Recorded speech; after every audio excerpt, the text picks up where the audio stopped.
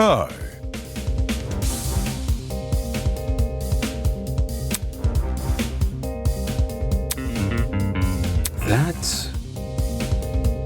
That ain't it.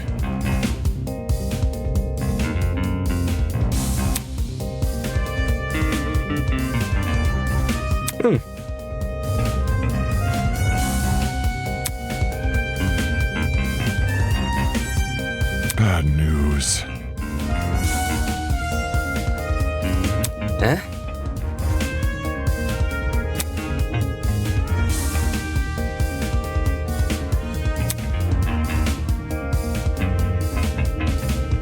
It is how it is.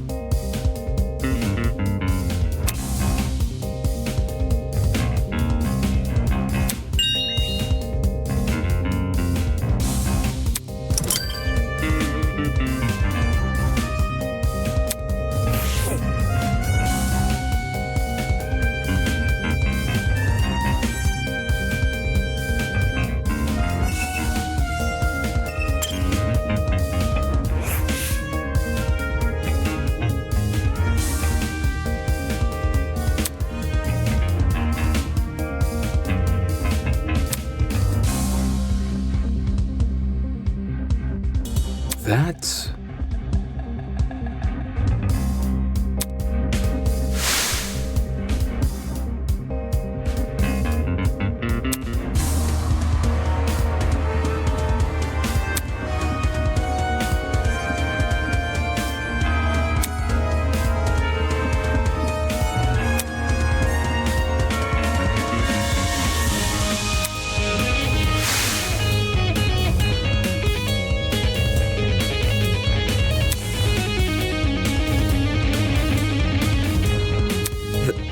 That's...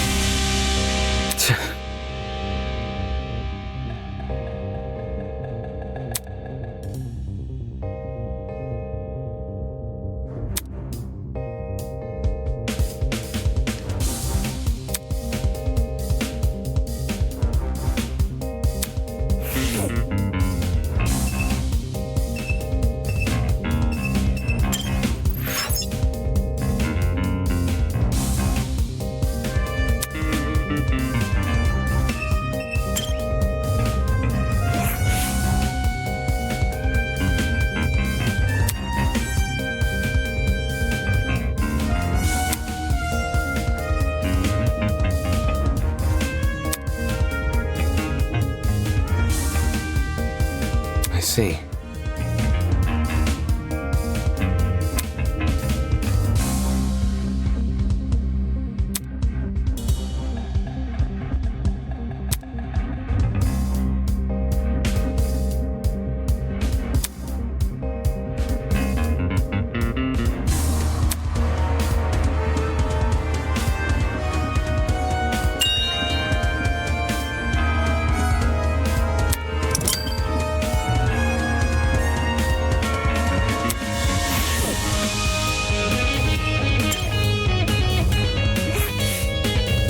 terrible.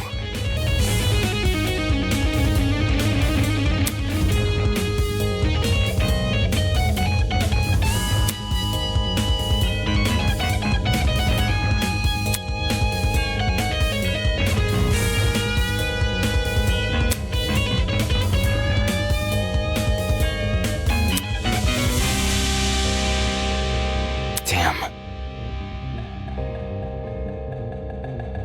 No. Huh? Listen to me.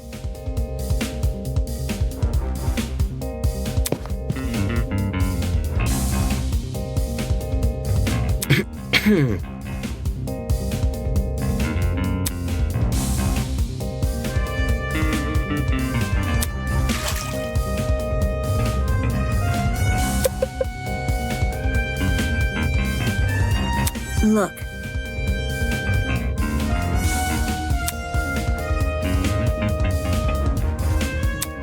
Well,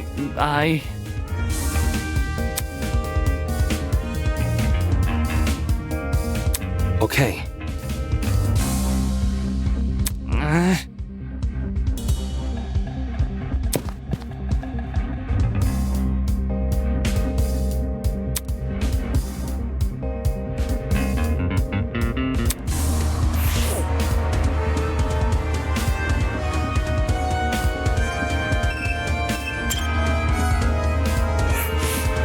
Hello? Seriously?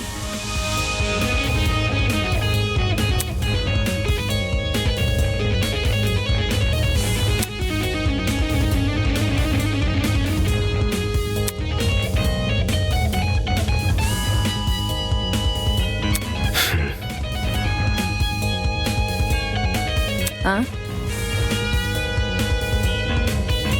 It's simple. Come on.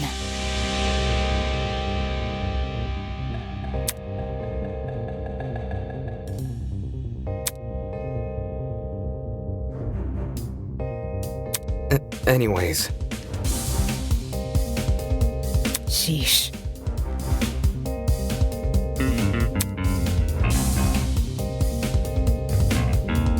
Oh, really? Let me see.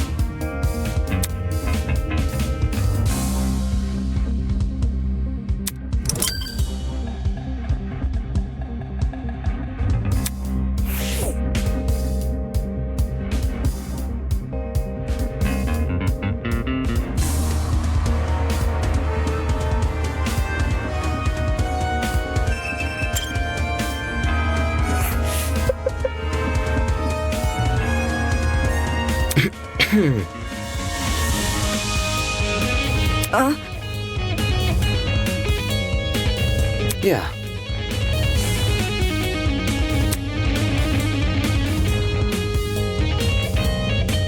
Hang on. I see.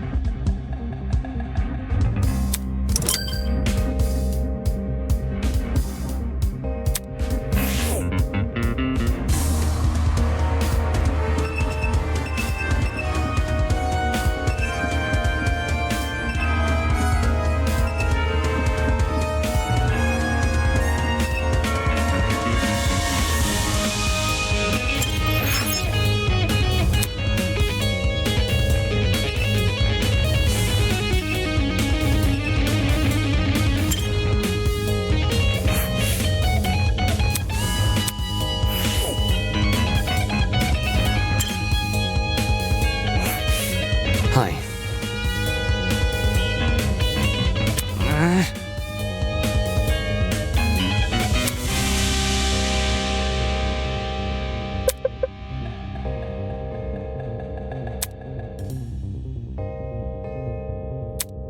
struggle.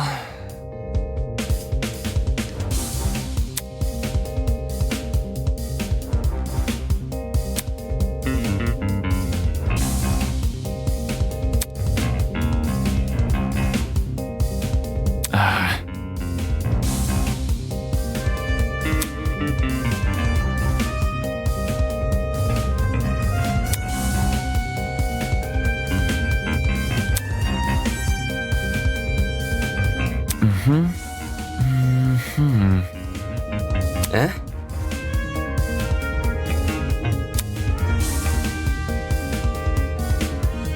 That's...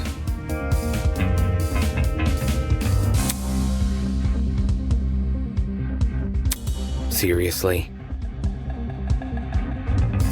Do you think? That's not important.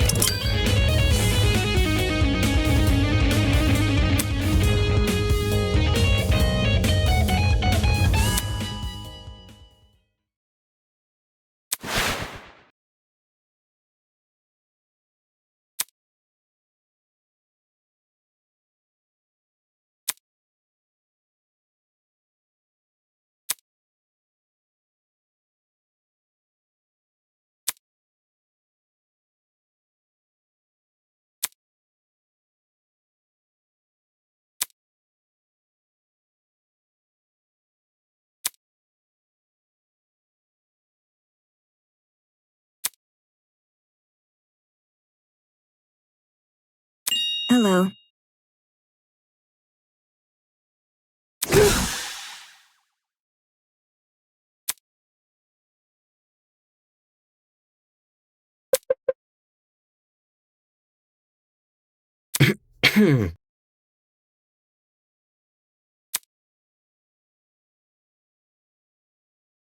Where?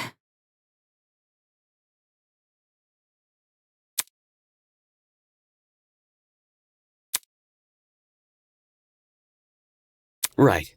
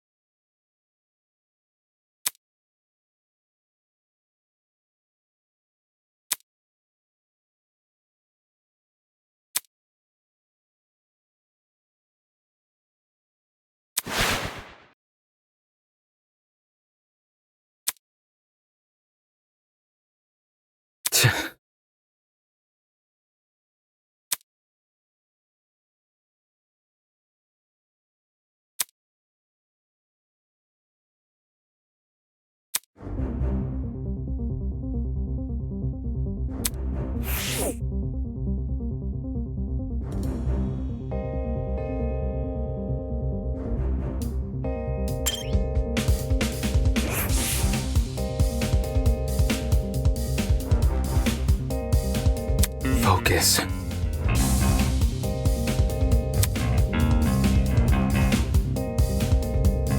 Huh?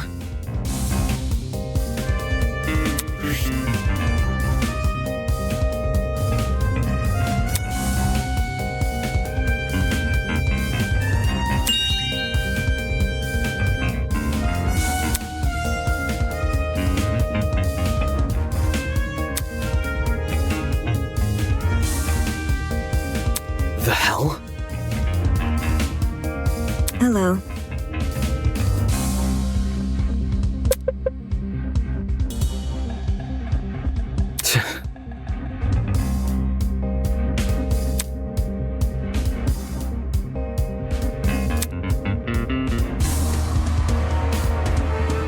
That...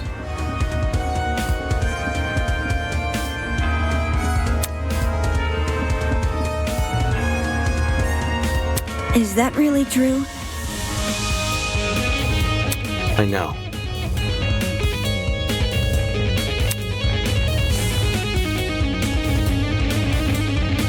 Not sure.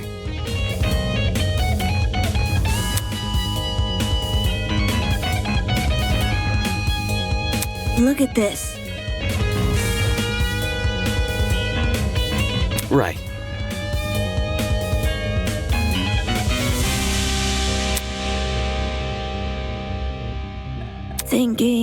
Thinking.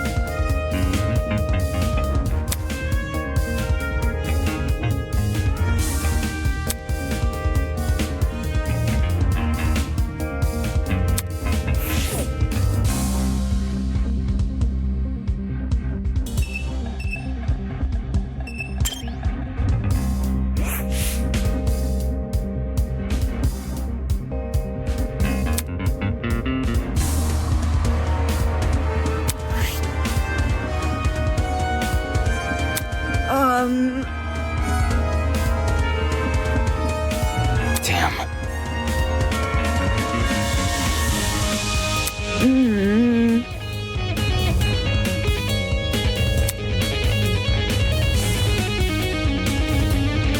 That's...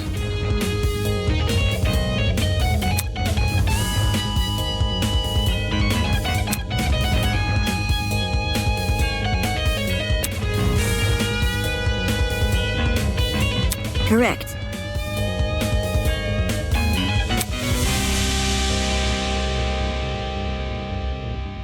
Thinking.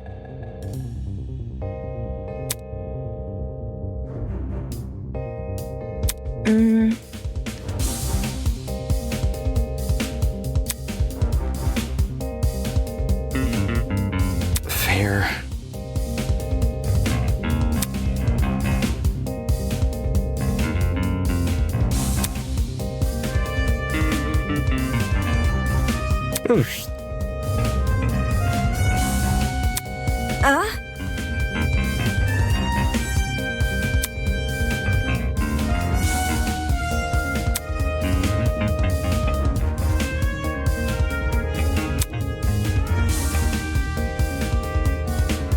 So...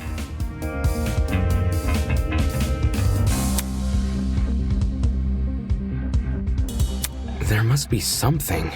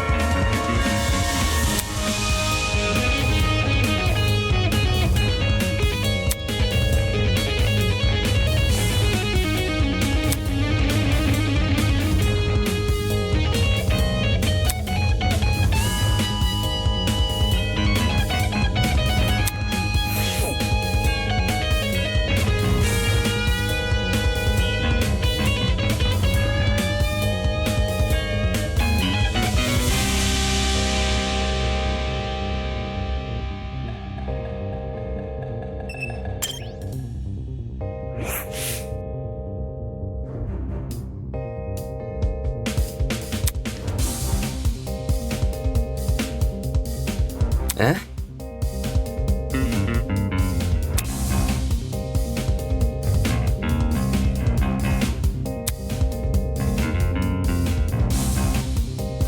Damn.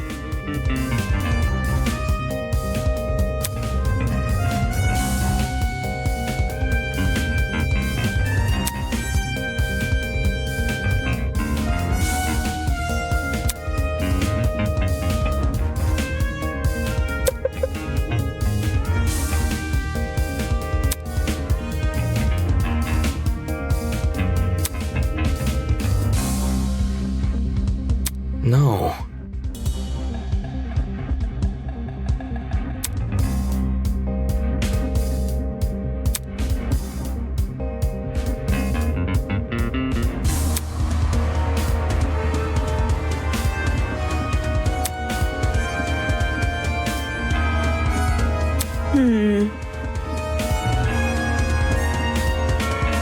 I see. Not sure.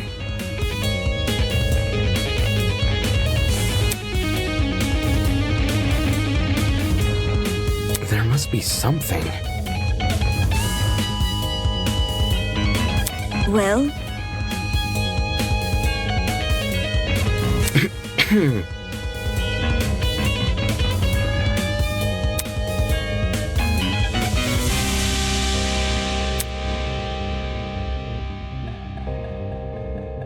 Right. That's... where?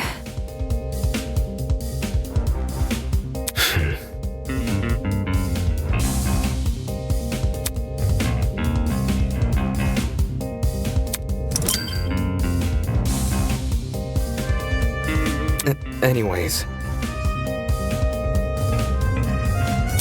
Gah.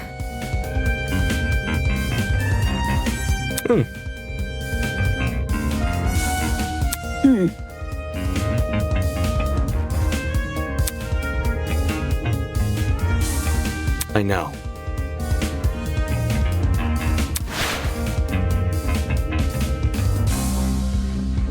Huh.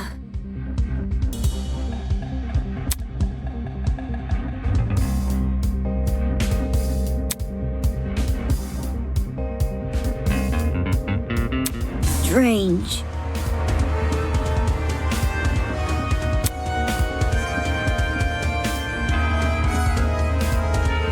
What could it be?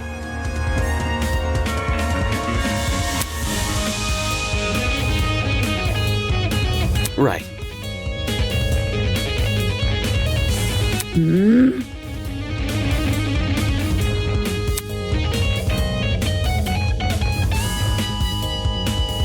You see, Huh?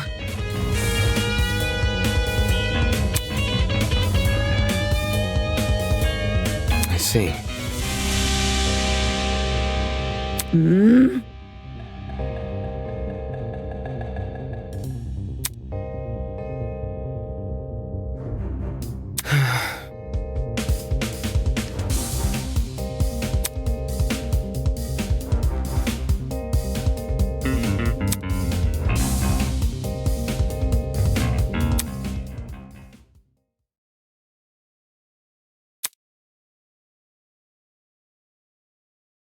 hello.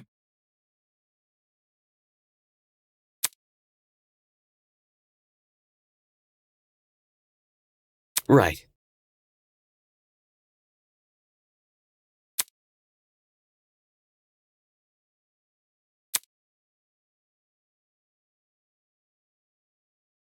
Okay.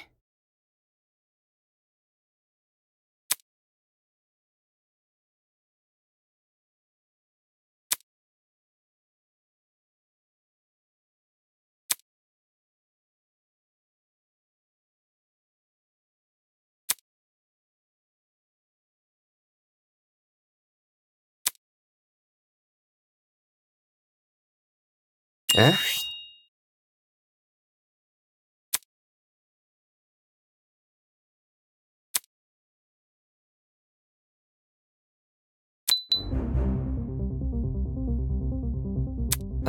I...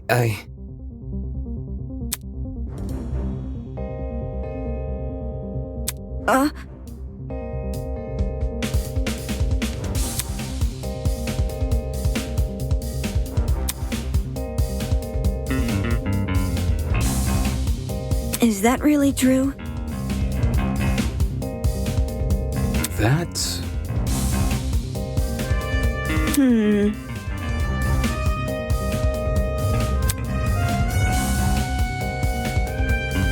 Huh?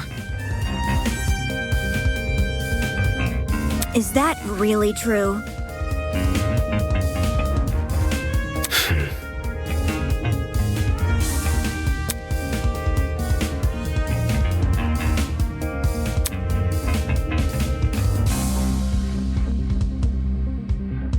Anyways, Listen to me.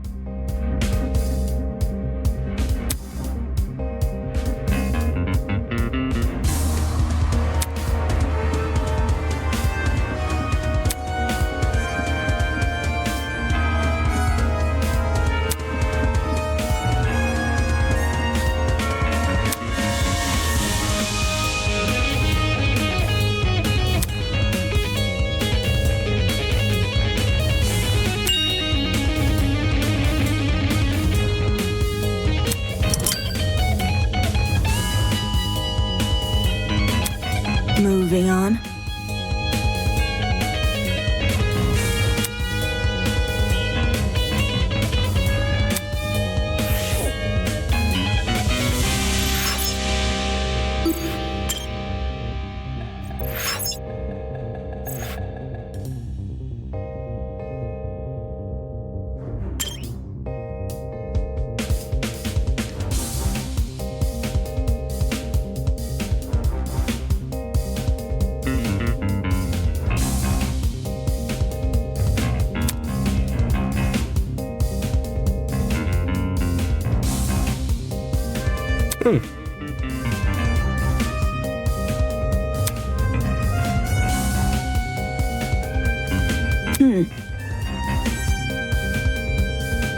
I know.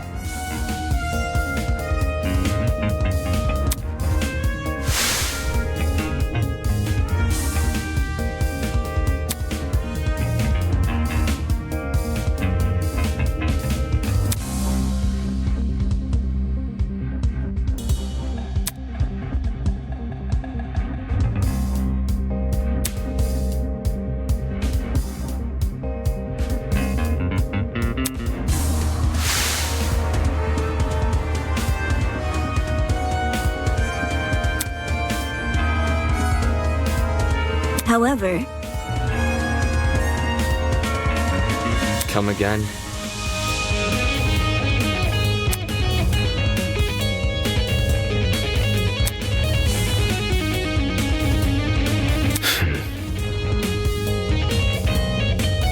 well,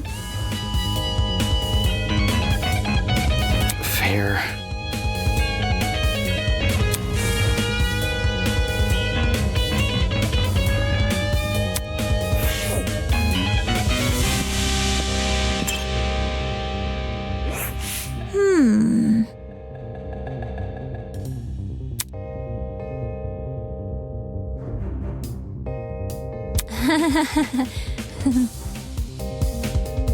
Yo!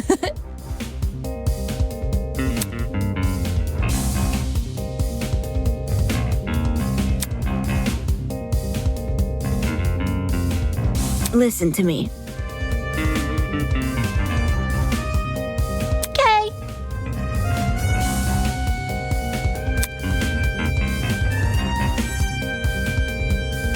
You see,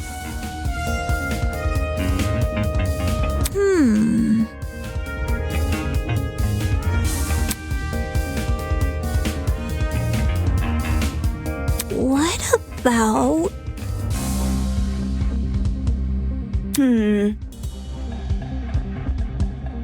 Huh?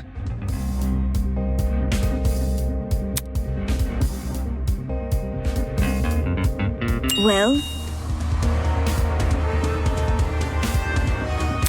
Ooh!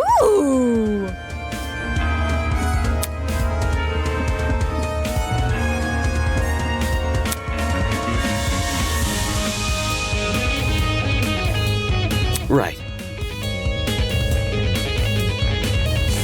Yep. Eh? Check it out.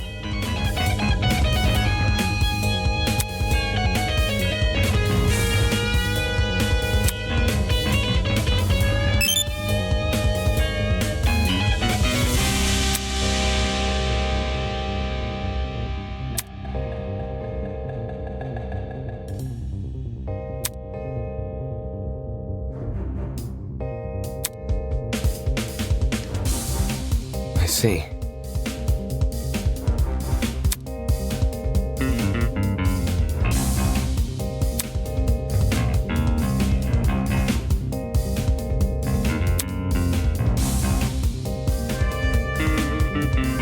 Correct. Yeah.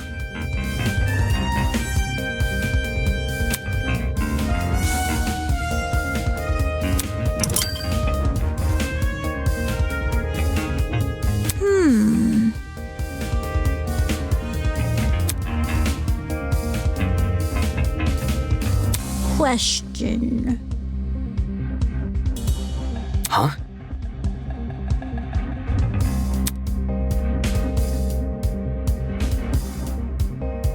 How? No.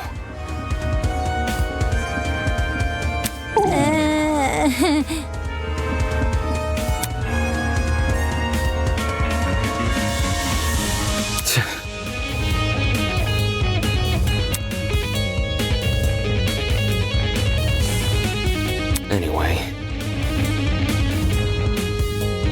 Am I hearing you right?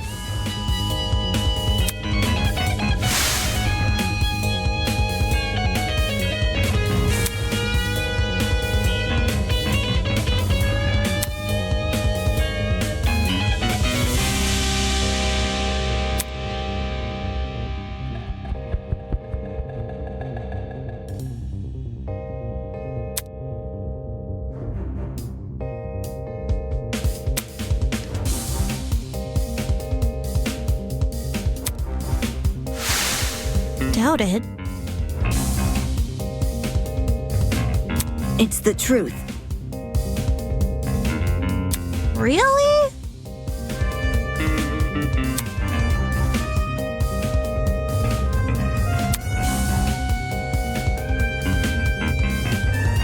However, F.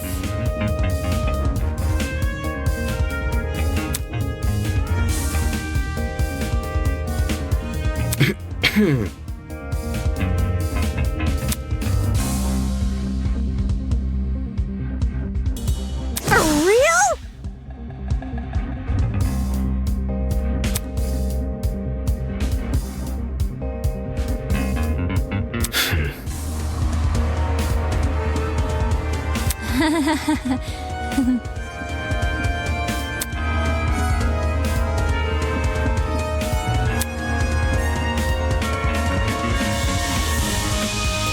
What about... that's not important.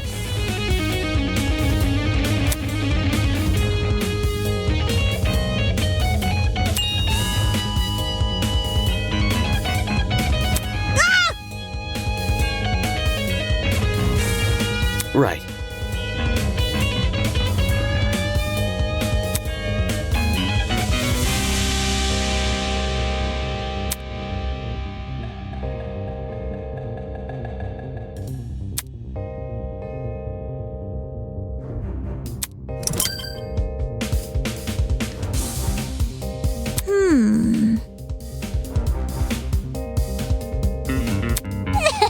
My genius is almost frightening.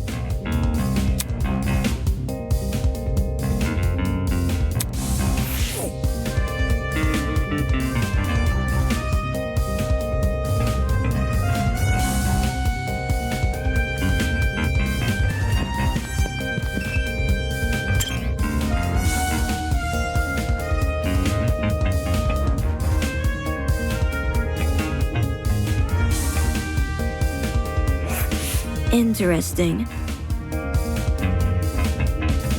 Right.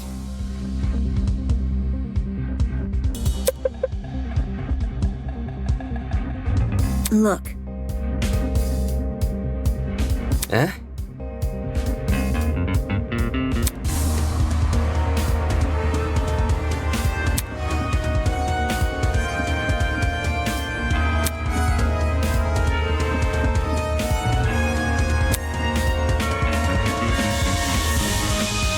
Yeah.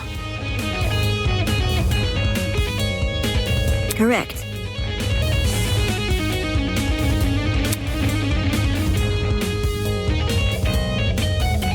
That's... Thinking.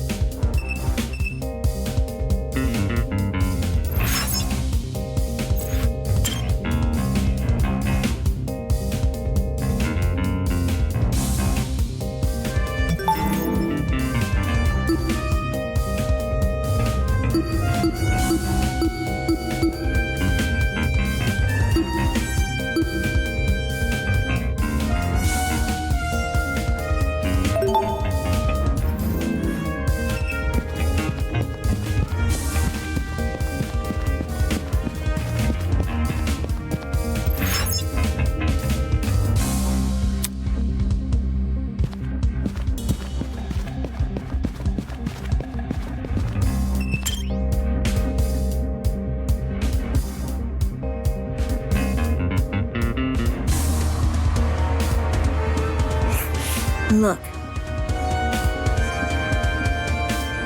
Yeah.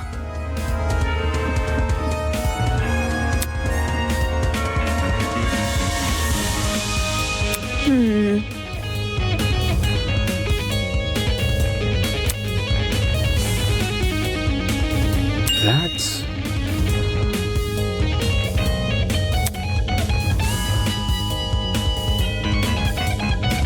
Jeez. well,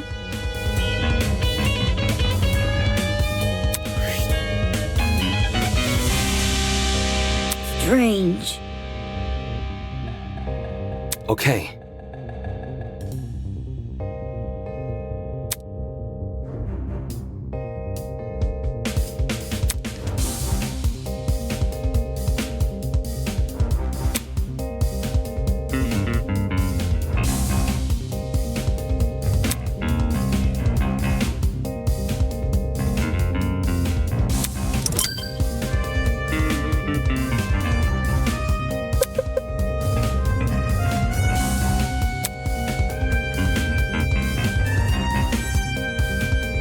So, Yeah.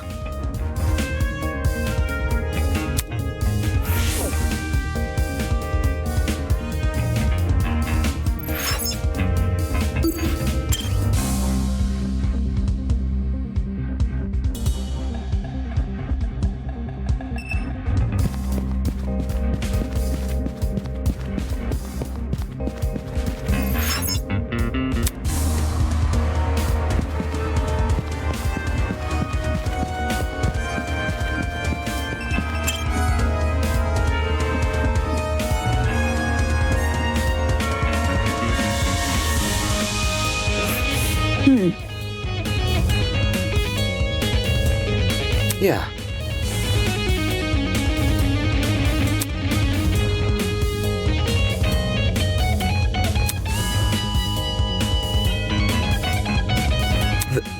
That's...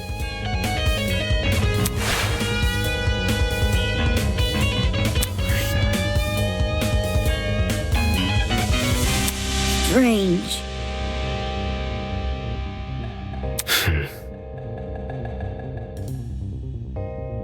I know.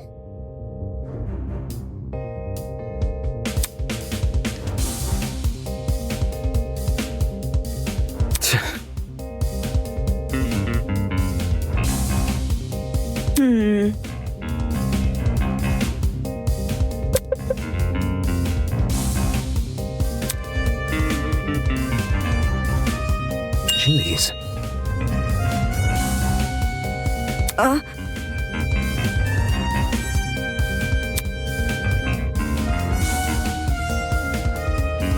Weird.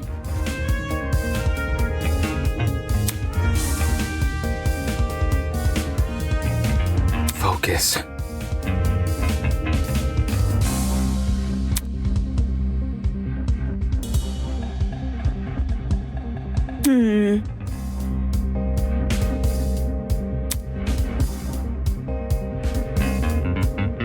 Huh?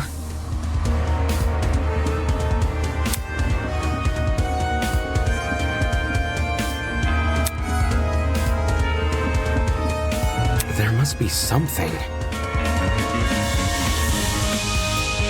Absolutely not. Huh?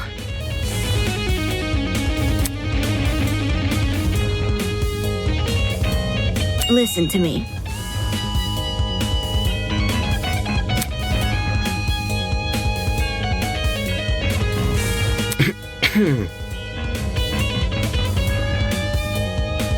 Save it.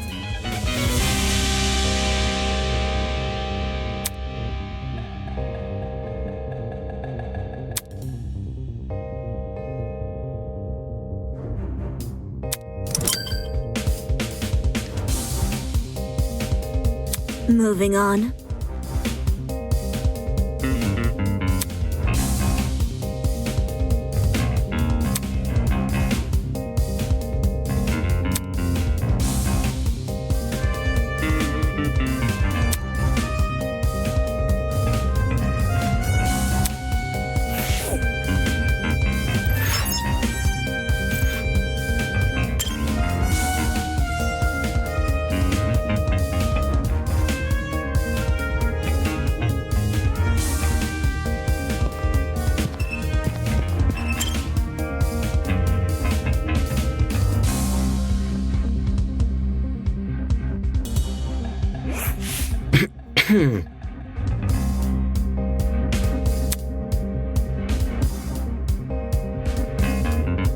I see.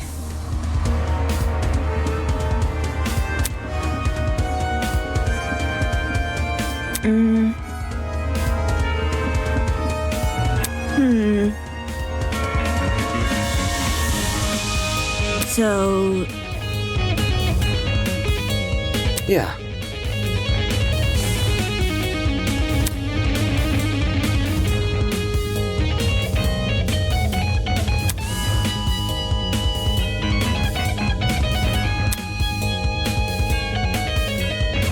Anyway,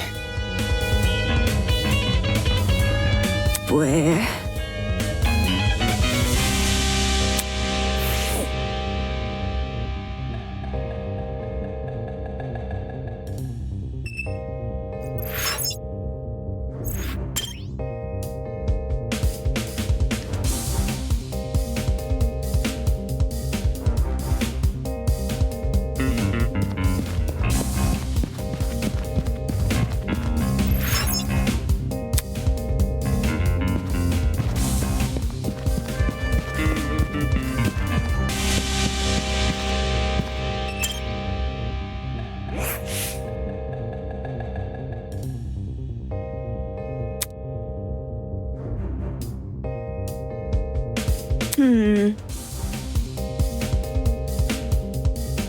eh?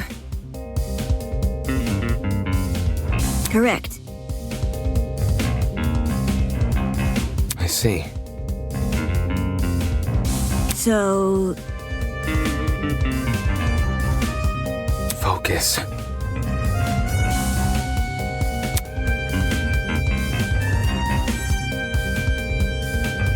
There must be something. what could it be?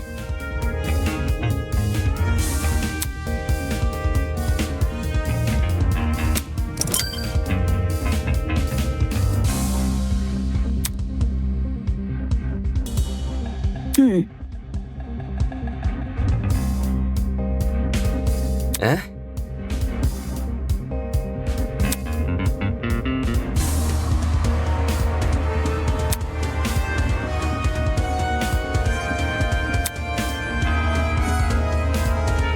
Right.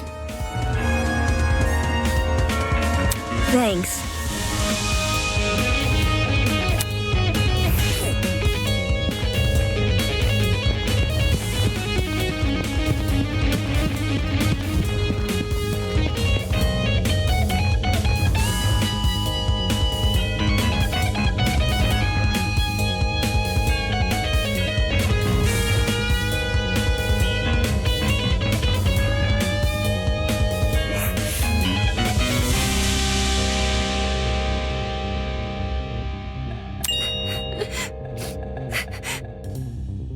Eh?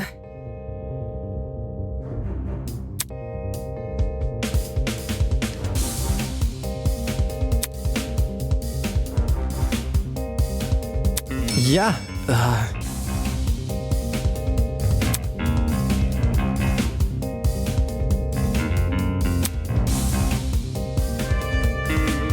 What could it be?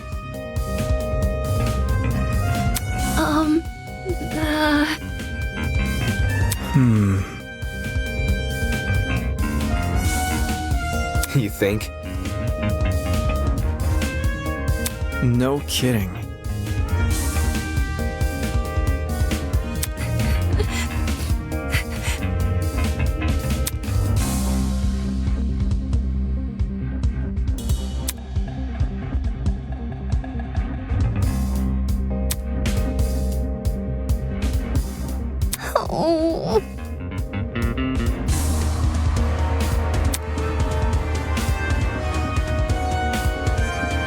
Huh? Shit.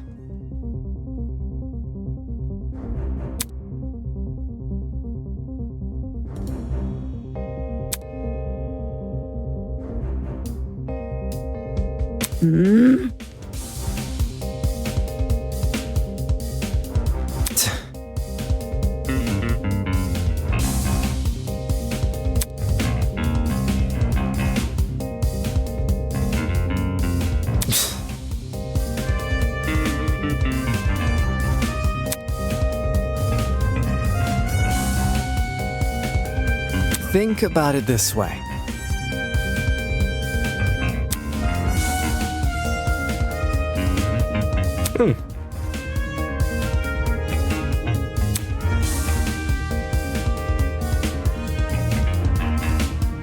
Safety first.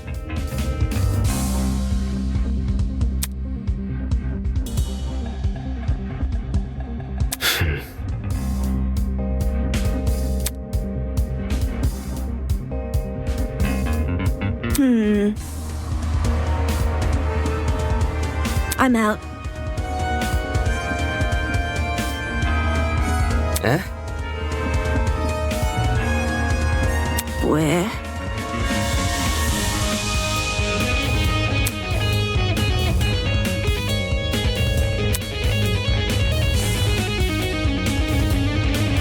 Right. Goodbye.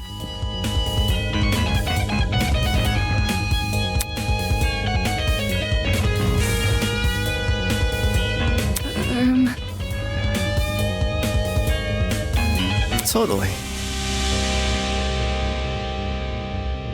Okay.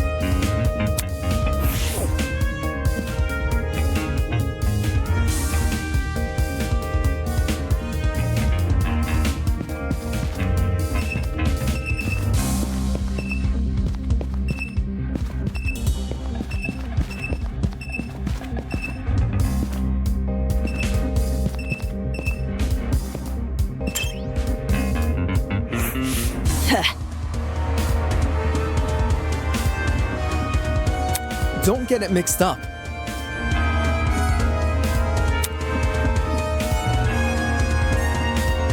Back off. Jeez. Soybean.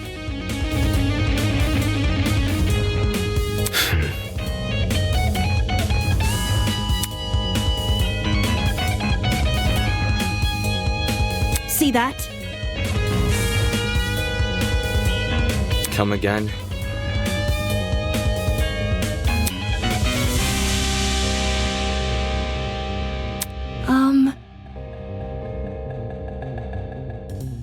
Oi!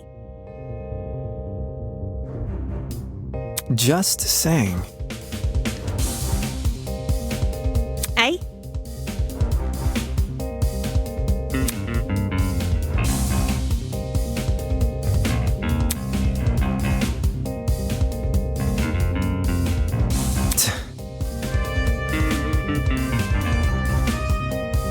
Anyway.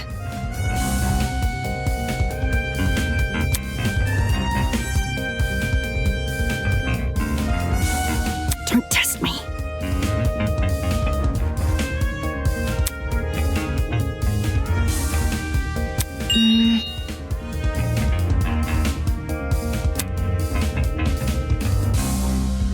You. Makes sense.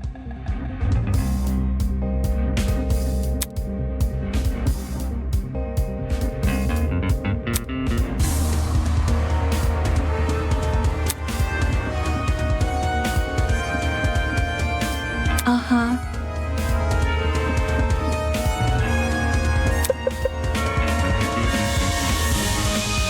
Anyway.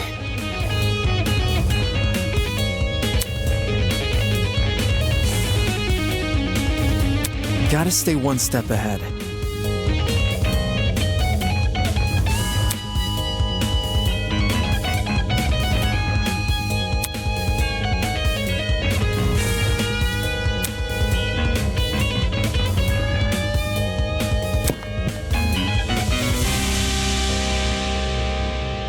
Okay.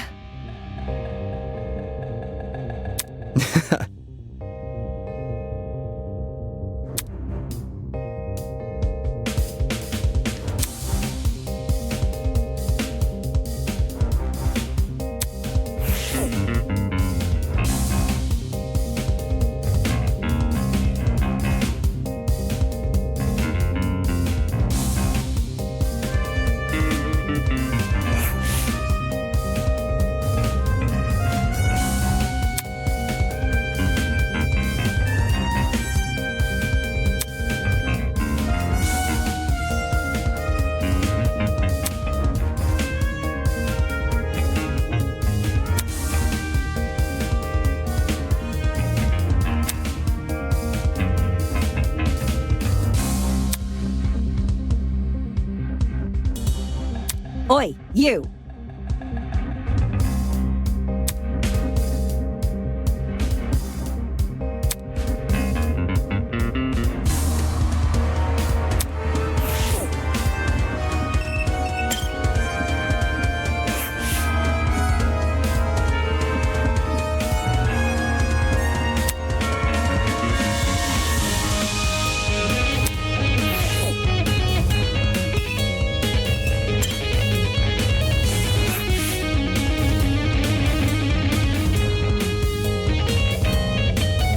Hi. Give me a moment.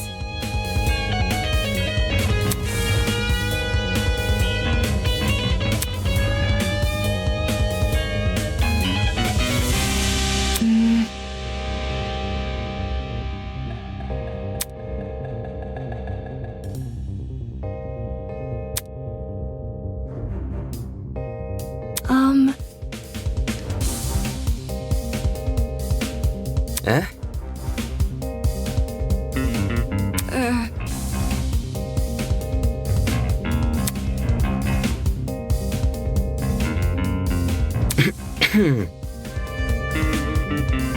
It's simple.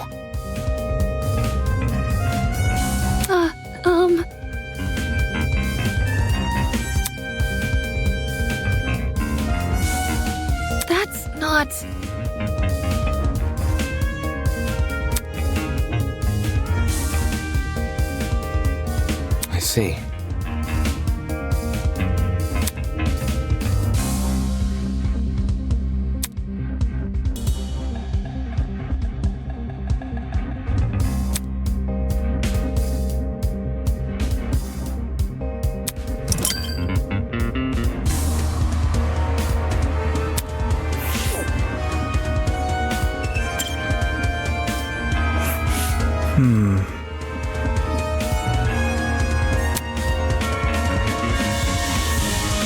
Hi. Easy enough. That's not it.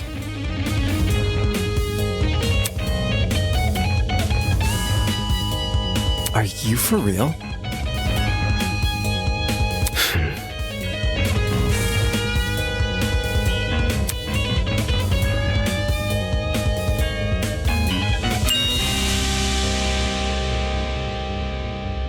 No kidding. Yeah. All good.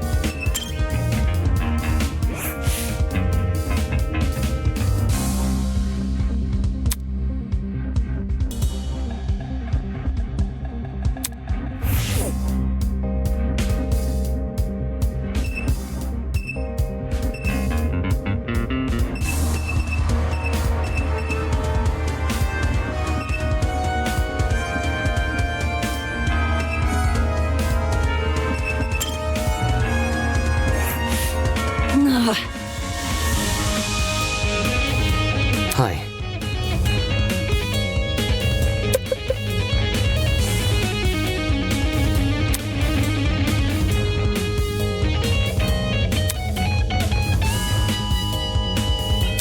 Quit it.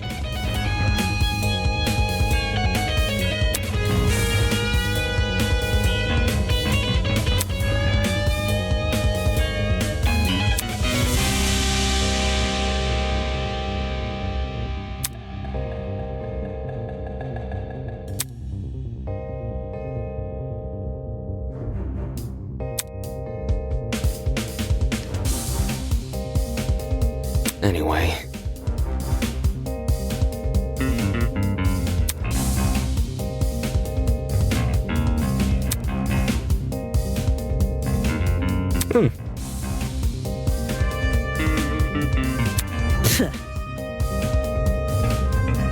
Eh?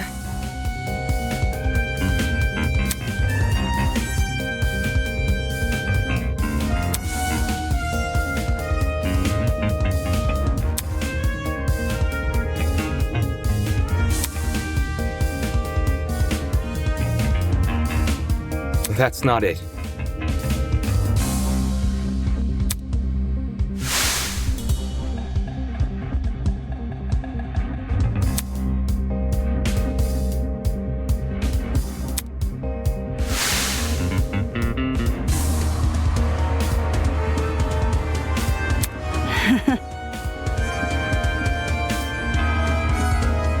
Watch and learn.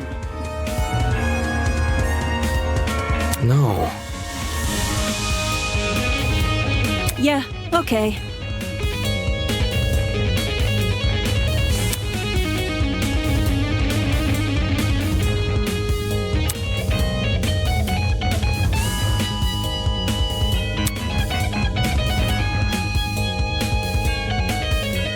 Okay.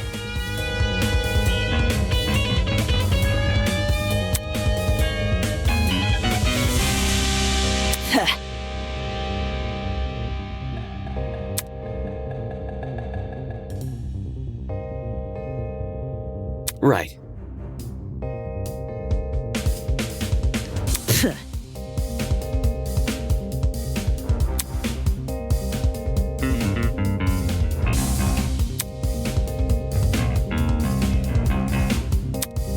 dumbass.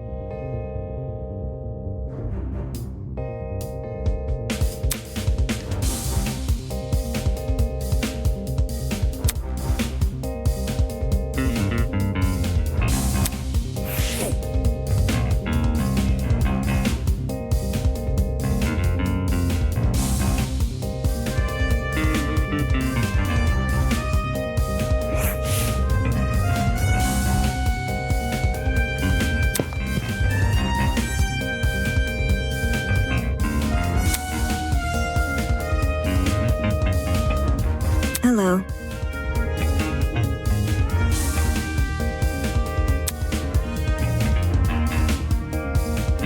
Rage.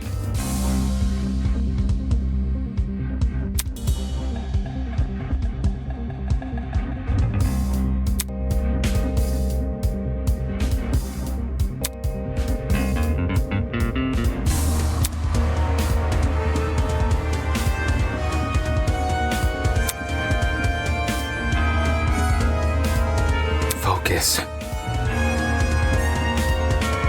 Thanks.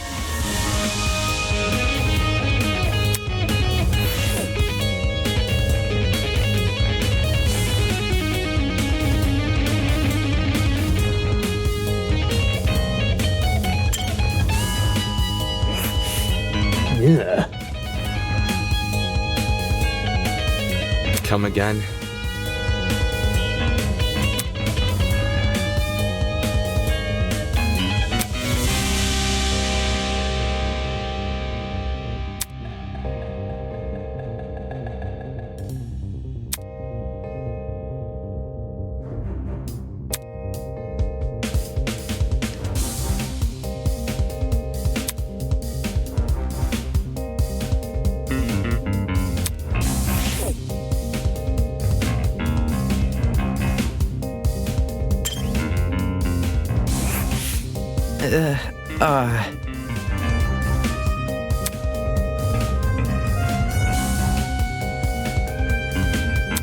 Not okay!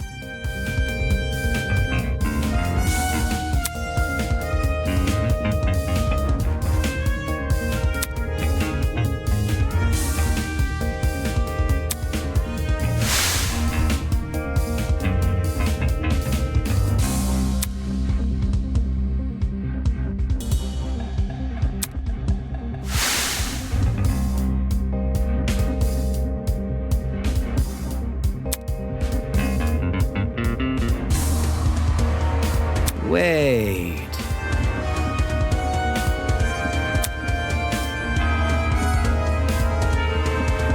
Come again.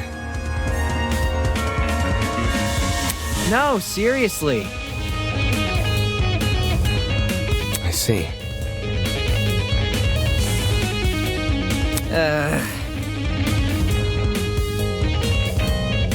Eh? Man.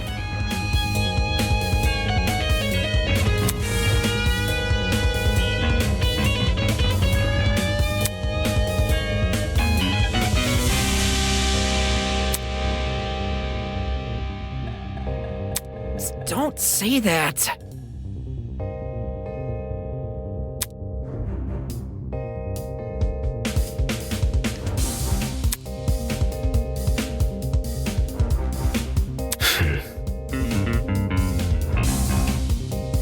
This sucks.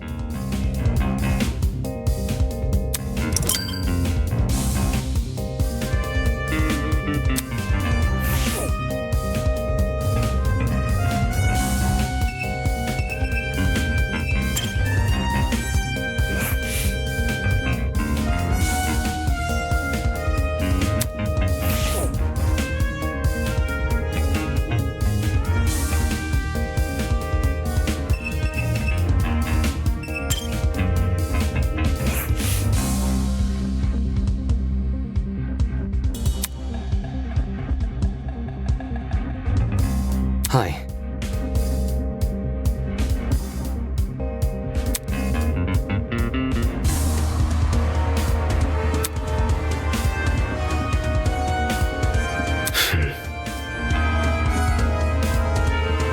It's nothing.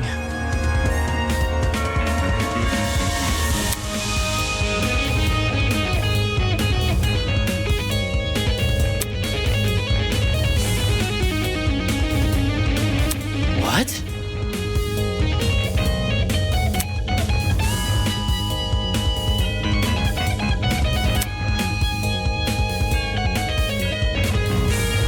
Slow down.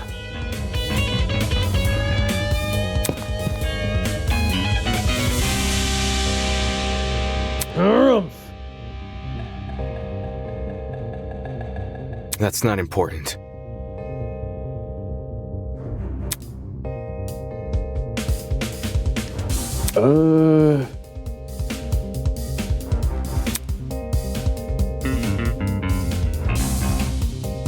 It's simple.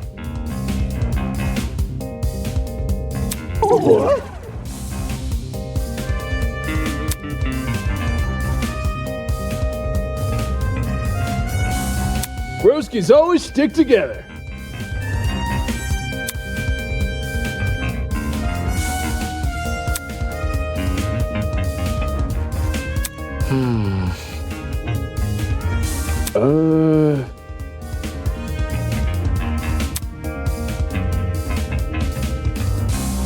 That's...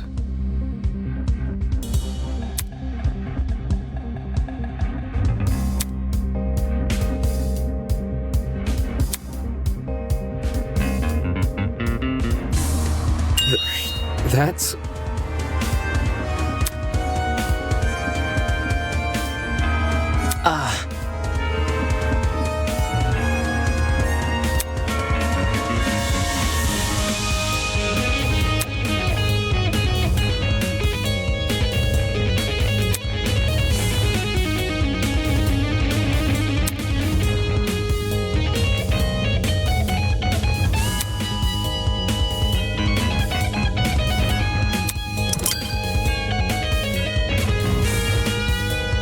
My man.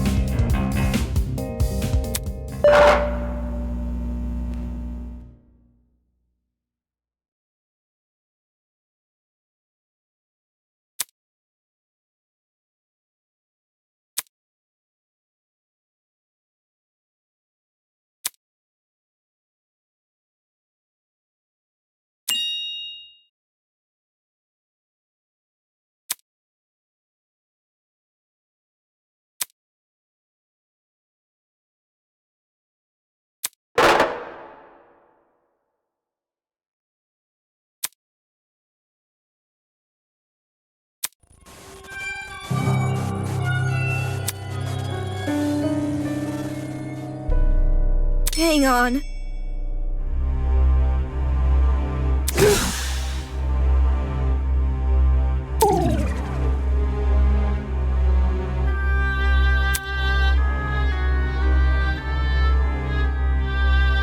That's...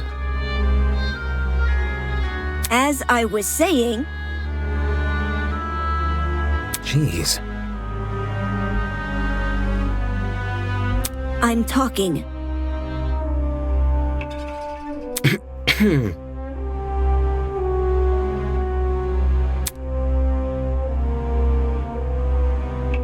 Can't you see?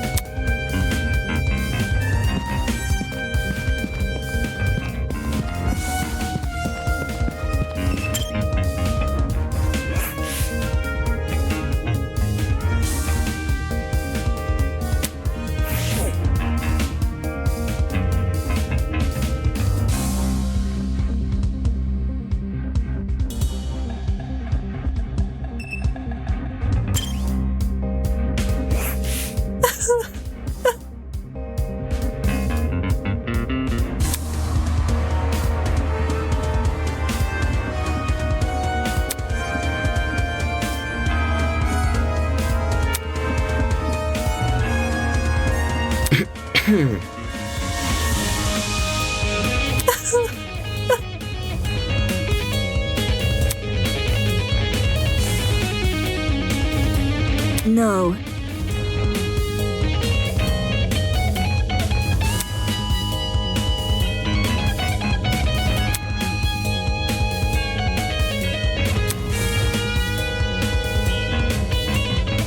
Oh.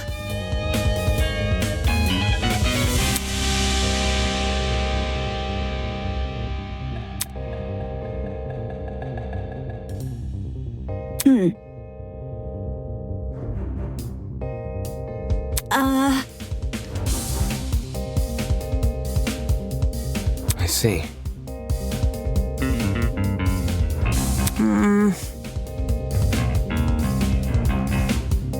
Sorry.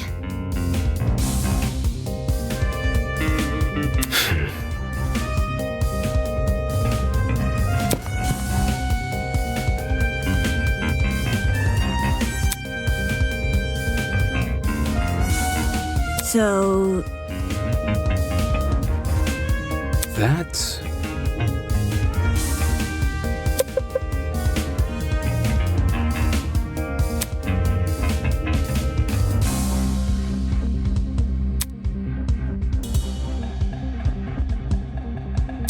where?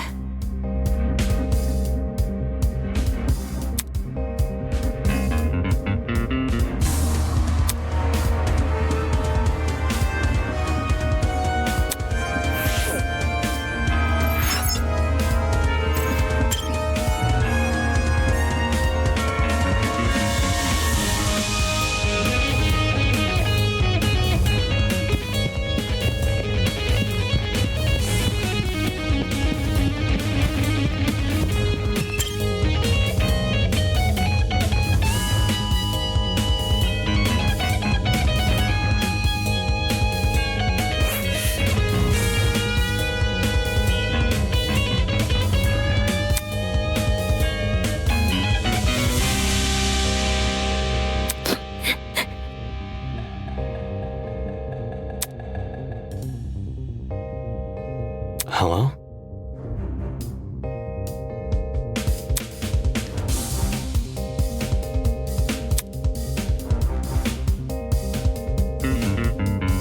Unacceptable! Seriously?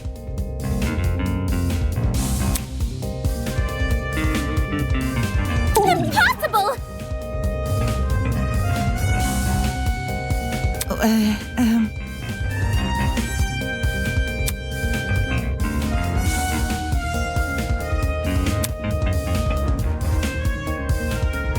Moving on.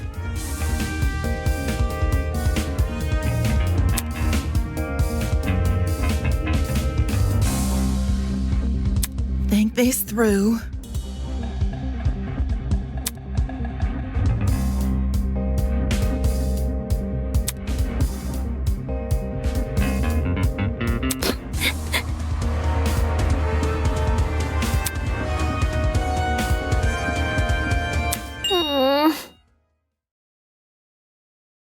Huh?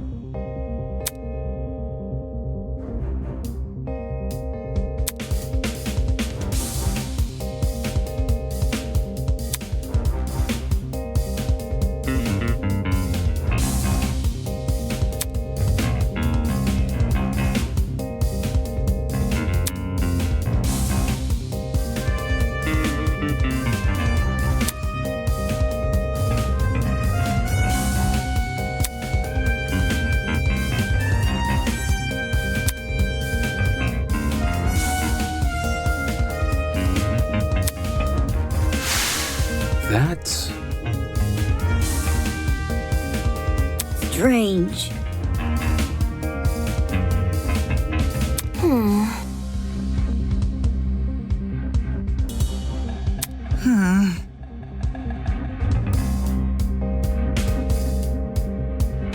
Bit complicated.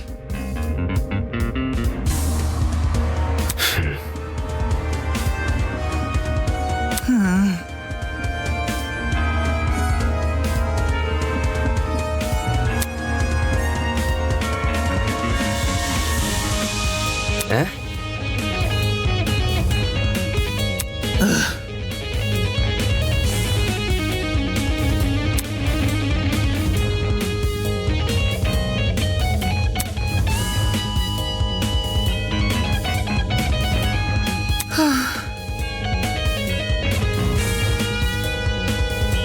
So,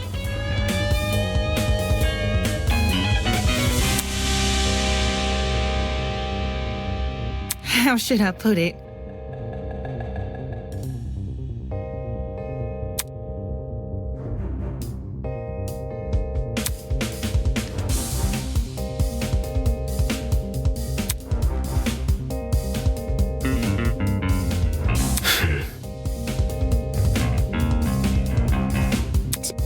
Sure.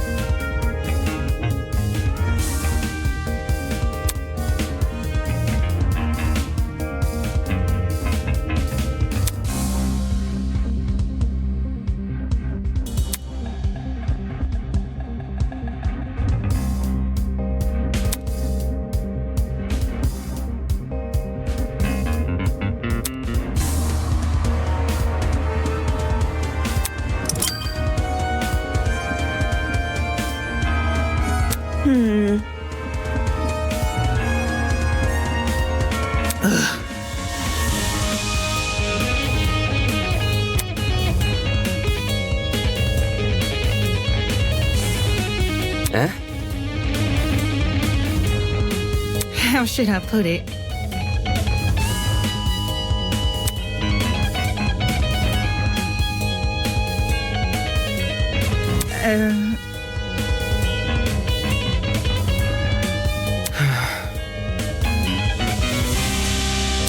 Too much for me.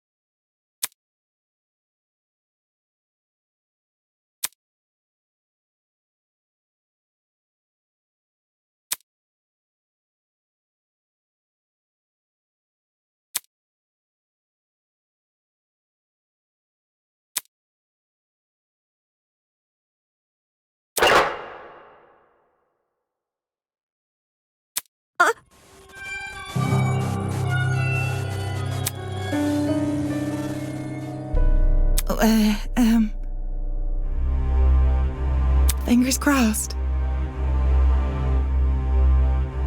Listen to me.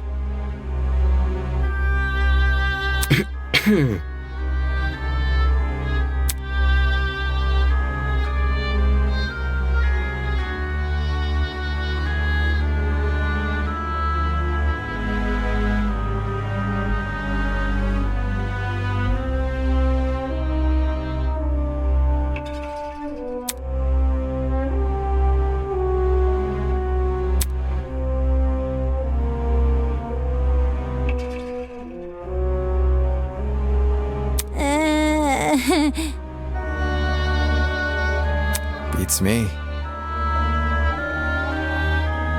Yeah.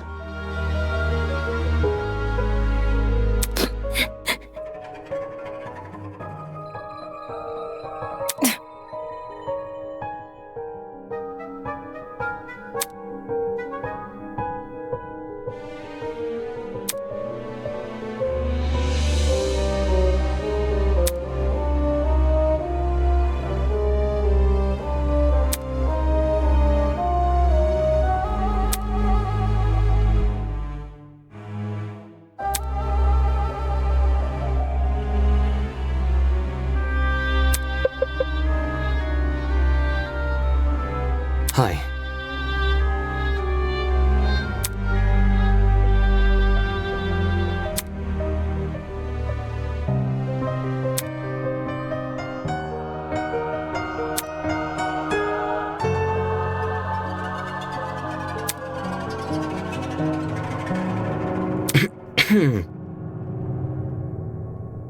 Right.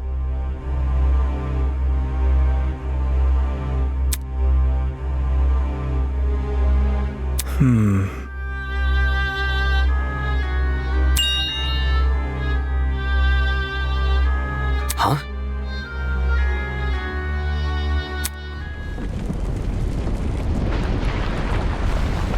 Eh?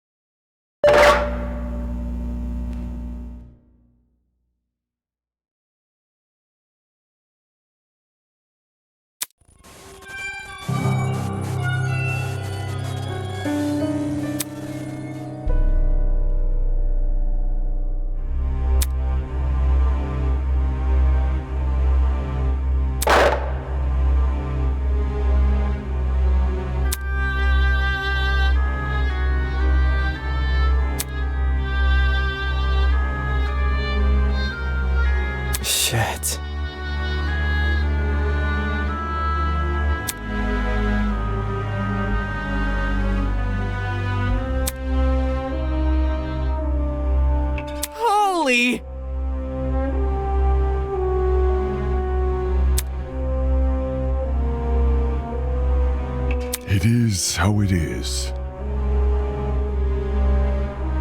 Game over, man! Game over! Hold your horses.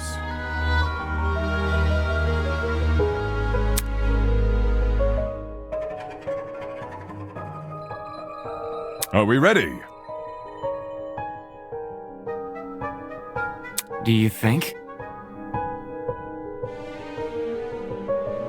It'll be okay. No, it's not.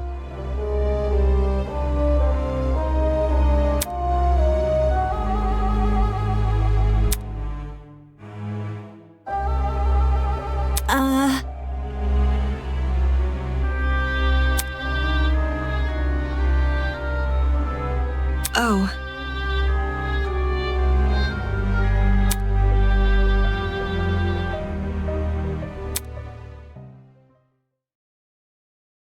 What did you say?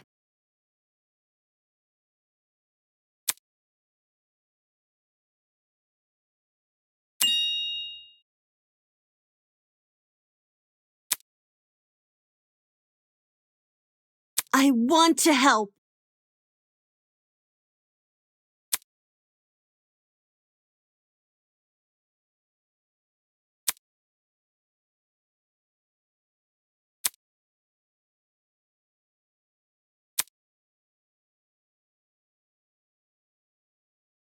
Come on.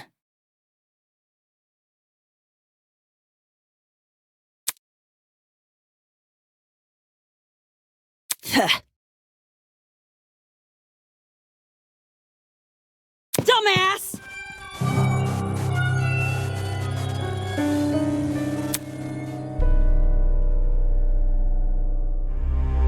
Can I go now? Slow down.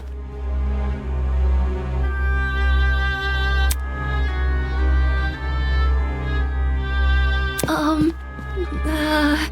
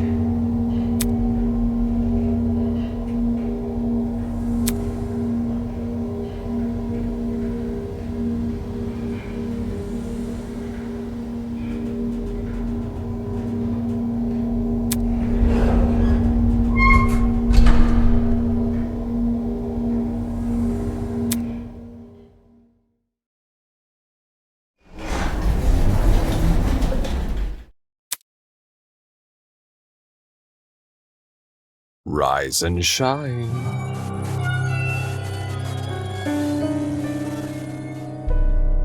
Isn't this lovely?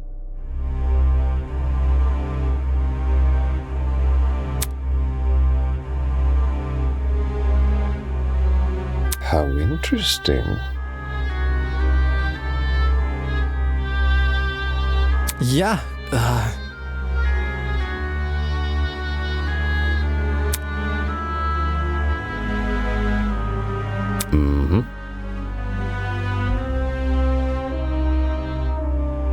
The show must go on.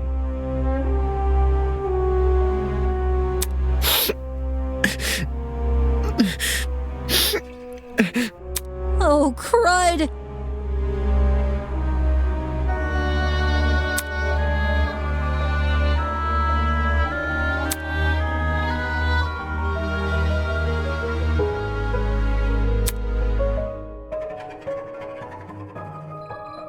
Hey.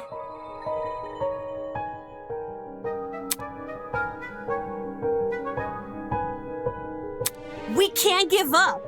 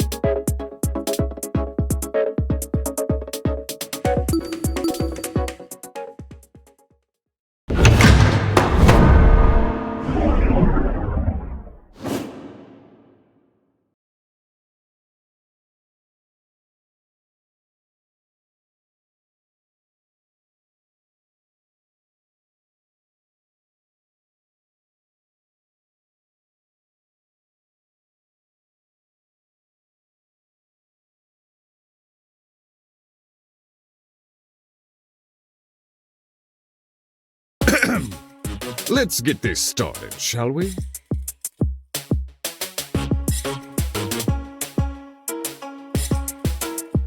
Welcome back to the trial grounds, everyone. Unlike previously, today will be no circus, no mockery woven with stitches and needles. A true, fair, and proper trial will commence. A battle of wits between the blackened and the spotless. I doubt I have to explain the rules to you again. But even so, you must vote for who you believe is the blackened. If the blackened receives the majority of votes, only they will be punished, and the rest of you will resume your killing game experience. However, If you vote for the wrong person, then expect no sympathy from your hosts. All spotless students will meet a tragic end, while the blackened will be granted release from this academy. Happy discussing! We pray for your survival and success.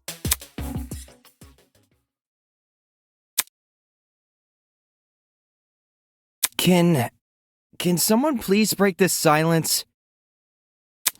I don't want to talk about this. Wolfgang deserves justice. But putting everyone's lives on the line like this is just cruel. Oh, crap.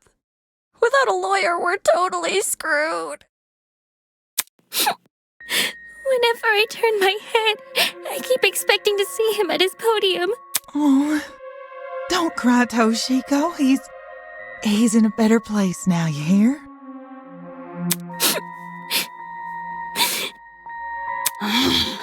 Whichever one of you sick bastards did this, whatever it takes, no matter if I have to kick the brains out of every single person here, I'll find you. Do you really gotta resort to violence?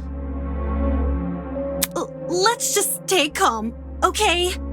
Making peace with our situation is, the first step in handling it.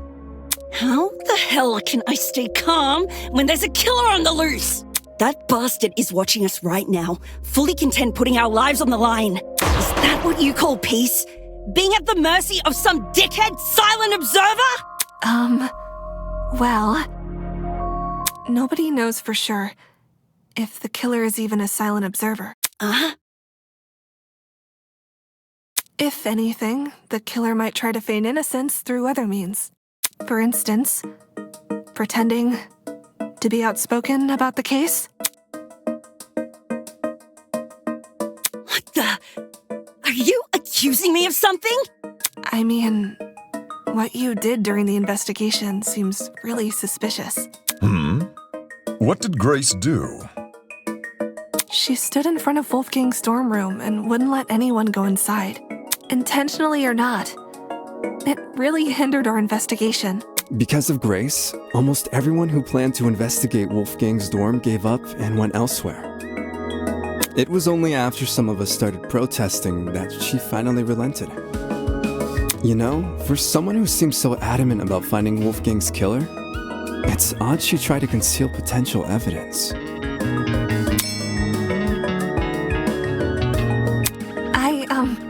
I'm not saying Grace is definitely the killer. I just think we should be cautious of her. She has an alibi, though. Huh? Grace couldn't have murdered anyone, 'cause she went to the game tournament. Grace attended the tournament? Does that rule her out from committing the murder? Well, yeah. We had to be at the dining hall by 9 a.m.-ish, which was like half an hour before the murder. Nobody left the tournament after it started either. Nobody I know of, anyway. There weren't many of us there. Had someone disappeared, it would have been obvious. So, Grace is off the hook? Wow, that plot thread resolved itself quicker than I was anticipating.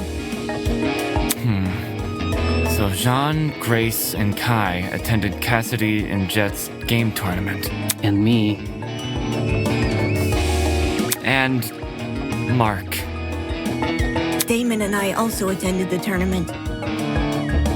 We can also vouch for Grace.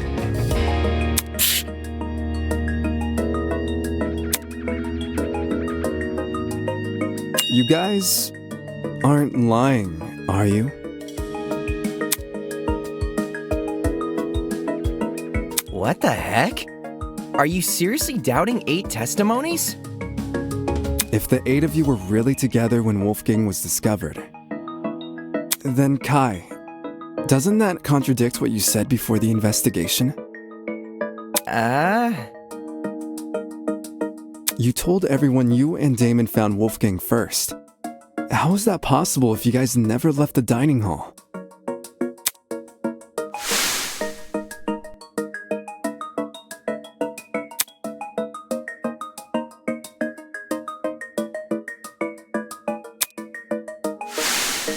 I never said I didn't leave the dining hall. But earlier you told us you were with the other attendees. That's because us partygoers left the dining hall together. When the blackout struck, the tournament folk joined arms and headed straight downstairs. I would know. I saw him. There was a blackout? You don't remember? Actually, I don't recall a power outage either. How could that be? Did an alternate timeline converge with ours?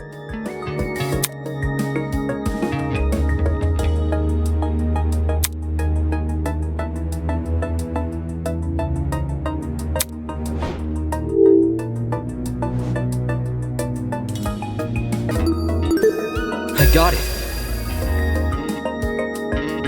The reason not everyone experienced the blackout is because only the building containing our dorms was affected.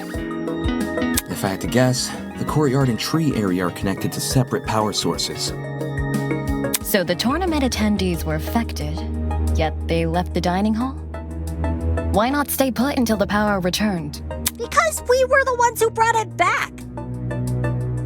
It didn't seem like the power was being restored anytime soon, so we took up the challenge of fixing it ourselves. And just our luck, boom! We found a spare generator lying in one of the storage closets. Of course, then we found Wolfgang. She's right. The 8 of us split into 4 pairs and inspected a storage room each. Because of the toaster trinket map, we know which ones, too. Eva and Grace check storage closet A. Jet and I check storage closet B. Damon and Kai check storage closet C. And Jean and Mark check storage closet D. Yeah, I was with Grace. She can confirm being with me, too.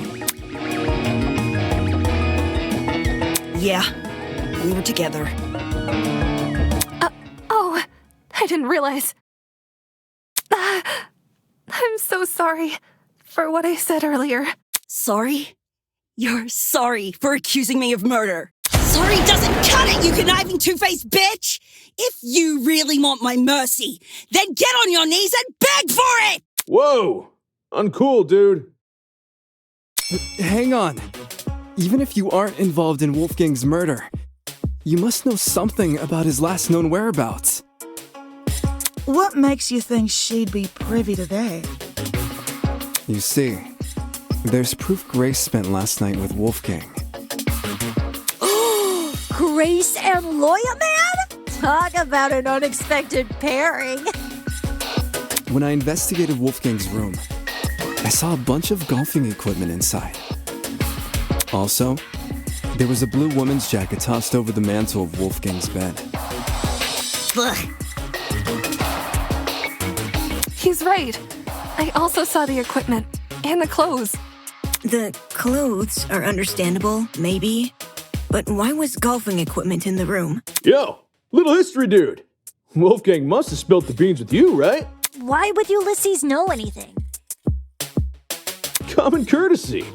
If you're gonna have a one-night stand, you gotta let your roomie know in advance. Common courtesy also says you should watch your mouth around children. Yes, ma'am. So if I'm getting this right, Ulysses is bunking with Wolfgang? Well, we only shared a dorm for one night. You aren't bunking with him anymore? Let me provide some context. As you may remember, after Desmond suggested everyone bunk together, the male students were directed to the dining hall. Once there, we played rock, paper, scissors to determine who would partner with who. Jet partnered with Mark, Desmond with Jean, Damon with Kai, and I with Wolfgang. Those were the pairings at the time. However, the following day, Grace and I agreed to swap rooms. Yeah? Why'd you do that? For reasons. Totally not suspicious. It was a win-win situation. I get Grace out of my hair. She gets me out of hers. You two were originally bunking together? The pairings were decided via a game of tic-tac-toe. I wasn't big on my partner being chosen for me. So when the opportunity arose to change that, I took it. Thus, I became Winona's roommate, and Grace became Wolfgang's. Can confirm. I watched the whole thing play out. Since the room swap happened the night after we implemented the bunk buddy system, that would mean Grace and Wolfgang have been bunking for about a day and a half. Ugh, gross. In that case, Desmond was right about those two being together last night. Grace, did Wolfgang act strange at any point? Like, maybe he said something that stuck out to you, or... Oh, maybe had trouble getting to sleep. No. Nothing weird happened last night. Nothing happened last night, but...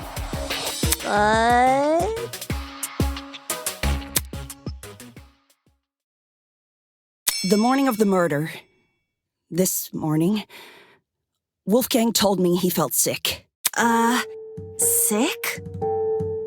With a stomachache. It hurt so bad he couldn't get out of bed.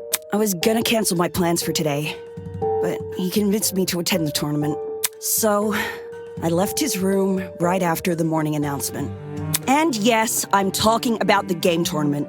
The same one Wolfgang acted all hesitant about attending. Newsflash, I changed his mind after breakfast yesterday. Hold on a sec. That ain't what you told me this morning.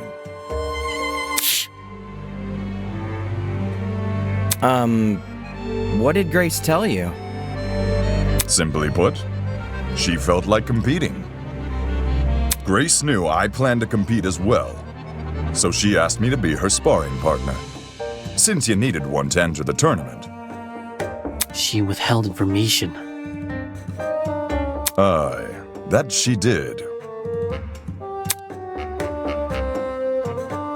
Of course, since I now know Wolfgang's condition at the time, I can't say I blame her. If someone you cared for was in a vulnerable position, would you go around and admit that in a killing game? No. You would try to protect that person by saying nothing at all. When you put it that way, man, sounds rough. I think it's obtuse. Huh? Say we assume the best of Grace. She withheld information not to trick anyone, but to protect someone she cares about. What then should we make of the glaring contradiction in her testimony? The hell do you mean, contradiction? If your bunking partner was too ill to make the short trek to the dining hall, how did he walk all the way to the boiler room? Good point. If Wolfgang really were bedridden, he would have stayed in his room. Now that you mention it, to reach the underground floor, wouldn't Wolfgang need to descend, 4 flights of stairs? It's nothing for a healthy person, but for a guy who's supposedly really sick... It's not my fault it doesn't make sense. It's just what Wolfgang told me. Yeah. Didn't we decide Grace wasn't the killer anyway? That's not to say she doesn't know more than she's letting on. I'm not withholding anything else. Leave me alone.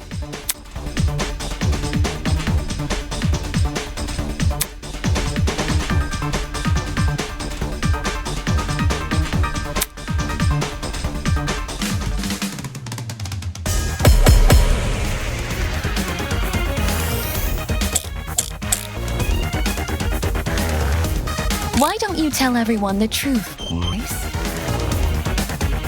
I've got nothing else to explain. The last I saw Wolfgang, he was in our dorm room.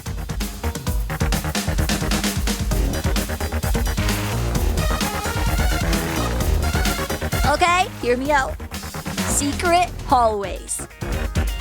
We would have found those by now. Maybe Wolfgang was careful. No, that's wrong!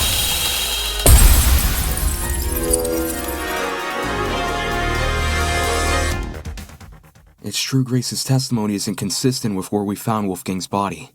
But that's not Grace's fault. The only person we should be blaming is Wolfgang himself. What the heck? Why are you blaming him? Simple. Because he lied about being sick. Seriously? You can cooperate. Can't you, Toshiko? During the investigation, you told me you saw Wolfgang in the hallways at 8:10 a.m. That's after I left. Yes, I remember now. Ingrid. She developed a headache, so I went to the pharmacy to find some medication. The trip itself went fine, but when I returned to the hallway, I found myself face to face with Wolfgang? Hold the phone! Toshiko actually saw Wolfgang? We had a normal, pleasant exchange. He appeared perfectly healthy and even mentioned going to the tournament. Of course, he never made it. I don't want to be that guy, but can anyone confirm this? Mm-hmm. I heard them chatting a while in my room. Though I was bedridden like a sitting ghost, I could still make out their voices here and there. Strange. He told Grace he wouldn't attend the tournament, but then said the opposite to Toshiko. Sounds like he was telling fibs to conceal his actual intentions. And what's his true plan supposed to be? To go to the boiler room. Most likely. I'm lost. What business would a guy like him have down there?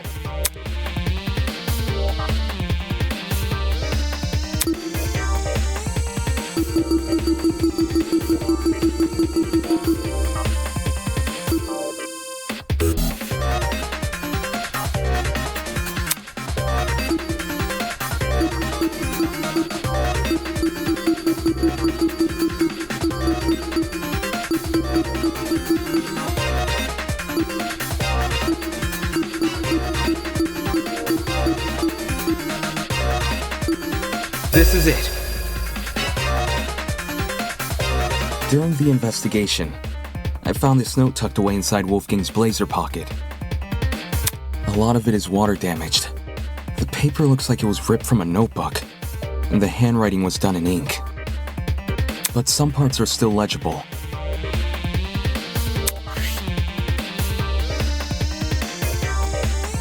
This mentions the boiler room. Exactly. The fact we found Wolfgang in the boiler room, and this note in his pocket. It can't be a coincidence. This note must be the reason Wolfgang went there. That mention of a secret sure is suspicious. I'm willing to bet Wolfie's reason had something to do with it. Agreeing to meet a stranger in some spooky, dark place? Wolfgang had nerves of steel. Ulysses, Grace, do you remember Wolfgang getting delivered a weird note? No. The only time I recall him receiving anything was when Tozu distributed those envelopes. I don't know anything about a note. Really? Wolfgang shared nothing with you guys? Guess he didn't want them to know what it said. Right. And if Wolfgang wanted to keep this note a secret, he would obviously want to keep the meeting a secret too. Then the reason he told Grace he felt sick was to remove her from the picture. Yeah. Once she's not in the room, Wolfgang has his opportunity to sneak out and head downstairs. That's also why he encouraged her to attend the tournament. Didn't this same guy ask us to share our blackmail with each other? Talk about double standards. Are we sure he wasn't just trying to protect Grace? Maybe he knew he was meeting someone dangerous, so he thought it would be safer not to involve her. That does sound like something Wolfgang would do. Not to interrupt, but on the subject of blackmail, did Wolfgang ever confront the person he had? Oh? You don't know whose blackmail he got? Well, if you recall what Wolfgang said originally.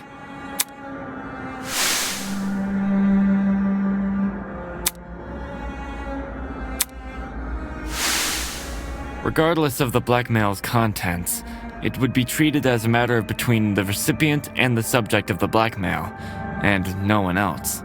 Which makes me wonder, could whether or not Wolfgang confronted his person clue us into what had originally been written on that note? I'm not picking up what you're putting down. If that person somehow realized Wolfgang carried their blackmail, but never came forward about it, they could have demanded Wolfgang show it to them, hence the mention of a secret. However, if Wolfgang did confront his person, I don't see why that same person would then send him a threatening note, not least act coy about information they both know. If the person being blackmailed wasn't the one who wrote the note, who was? Obviously, it would be the student with Wolfgang's blackmail. Oh, I knew that. Yes, the secret in question may actually be a reference to Wolfgang's blackmail, not the sender's.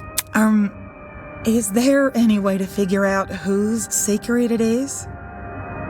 We'd probably need to know whose blackmail Wolfgang had first.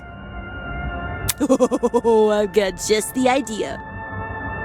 Yo! Person who Wolfgang had blackmail on! If he gave you your blackmail back, can you say something? Don't forget the person with Wolfgang's blackmail. Oh, right. Hey! Person who's got Wolfgang's blackmail! If you're innocent, say something already!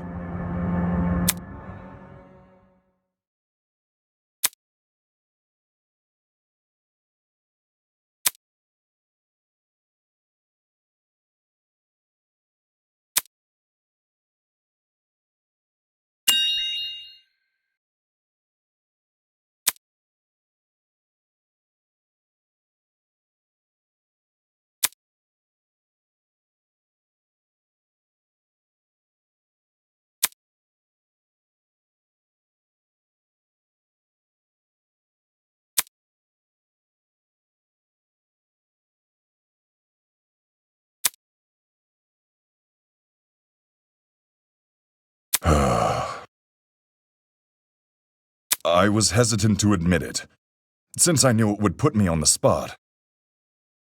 But I'd rather be suspected than be the reason this trial comes to a standstill. Are you confessing? Do you have Wolfgang's blackmail? Nah, not his. Seriously? Way to be anticlimactic. However, it's thanks to him that I have my own. Your own? Wolfgang approached me the same day everyone received an envelope. Funnily enough, it happened right after I'd finished speaking with my own person. He and we had a good talk. He gave me his envelope and asked me to take care of it. If you need the proof. Ah, Wolfgang's envelope had the same signature. I held on to the letter for safekeeping. This should have all been said sooner. I realize that. I suppose my pride was stronger than my rectitude. My mistake for stringing everyone along. I mean, at least you're honest. Truth! Thanks for letting us know, bud. Indeed. To acknowledge one's own misdoings is a most virtuous feat, I believe. Right. It's very noble.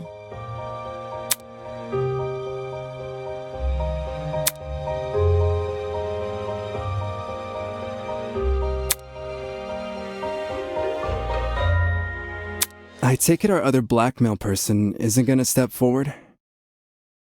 If nothing happens, let's just have everyone recite whose blackmail they got one by one. Huh? You sure that's a good idea?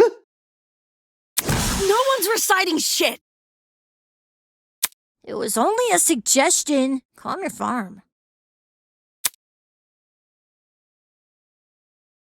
Even if we knew who had Wolfgang's blackmail, that doesn't necessarily mean they're his killer. It's annoying they won't speak up, sure.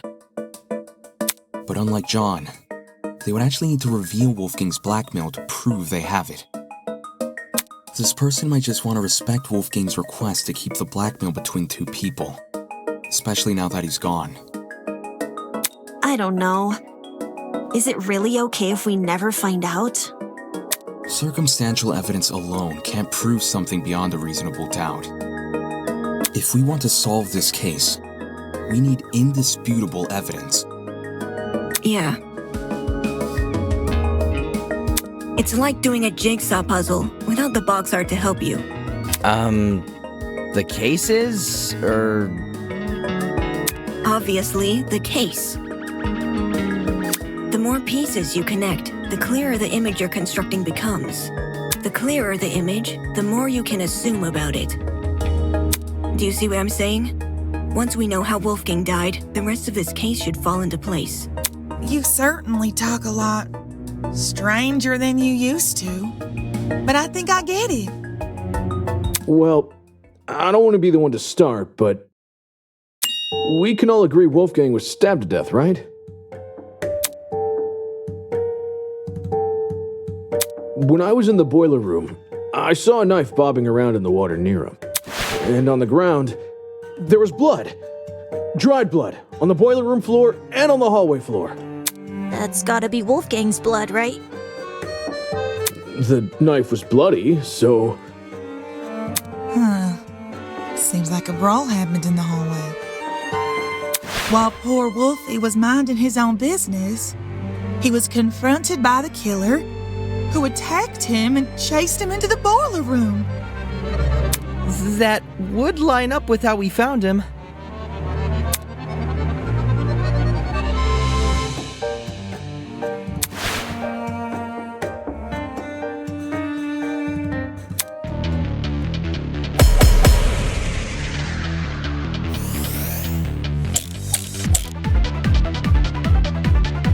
Is this really how you guys think Wolfgang died?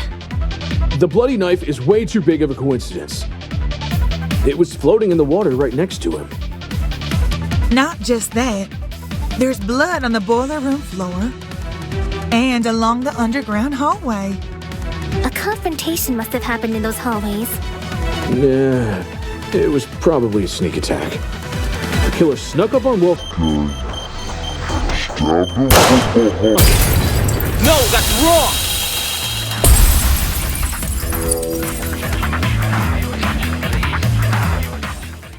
Jed, you talk a lot about the knife and the bloodstains on the floor. But did you ever look at Wolfgang himself? I gave him a glance. Nothing too deep. I figured. Had you actually taken the time to look at Wolfgang's back, you would have noticed a clear absence of stab wounds. In fact, none of the injuries he sustained were the type to cause severe blood loss. Seriously, we went over the same thing with Cassidy during the mock trial. Couldn't you give Wolfgang the dignity of a proper investigation? Hey, man! It's not like I didn't try! It's just... the stuff doesn't come easy, you know? Nobody wakes up thinking they'll have to solve their buddy's murder later. Isn't that exactly what you should be worrying about in a killing game? Not everyone has the stomach for investigating. That's fine. That's why you got people like me to do the heavy lifting. Since some of us here weren't able to investigate Wolfgang's body, I'll lay out his injuries. There were 2 marks on the back of his neck, a bruise and a tiny red dot. His hands were burnt too, so 3 injuries in total. Besides that, I caught nothing else. Burns, you say? Junior high, my dear Wilson. The killer used a flamethrower. These didn't look like normal burns. Not the sort you'd get from a stove fire, or a hot iron, or a flamethrower, I suppose. Contradicting my theory outright? Jeez. So this is the thanks I get for vocalizing my thoughts? Sorry, lass. Yes, if I may add on to what John said, the burns actually bore a strong resemblance to what you might see in cases of corona paralysis. Chiaro... Huh? Ooh, now this I know. Coronoparalysis. It's something which happens to lightning strike victims. Getting struck by lightning is like getting kicked by a horse. The impact is so shocking. Some people will lose all feeling in their limbs for a few hours. I was aware of lightning paralysis, but even I didn't know its official name. That's a nice head you've got on your shoulders. Lots of people tend to overlook the importance of lightning safety, especially where I'm from.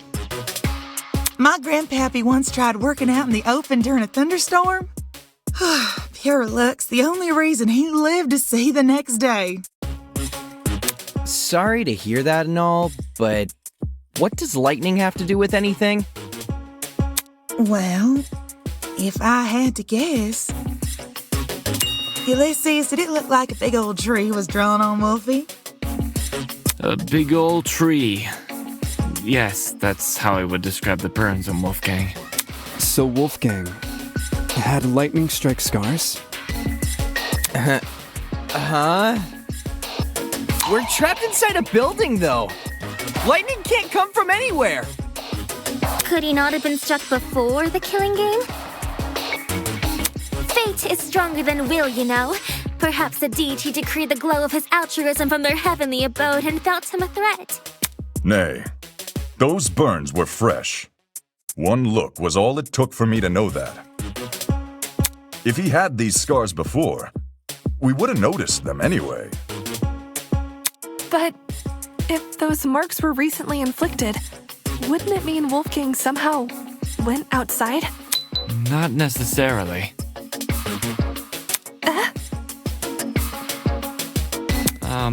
This is only something I thought of just now, but the reason Wolfgang sustained burns similar to that of lightning strike victims may be because whatever inflicted his burns was equivalent in damage to a lightning strike. You saying there's something out here channeling the power of lightning?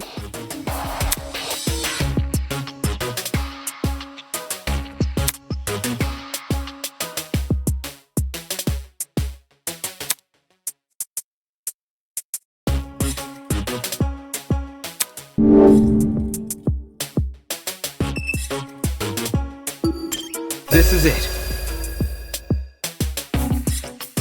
Ulysses, since you write everything down, do you have a description of the boiler room in your notebook? Yes, I do. Why?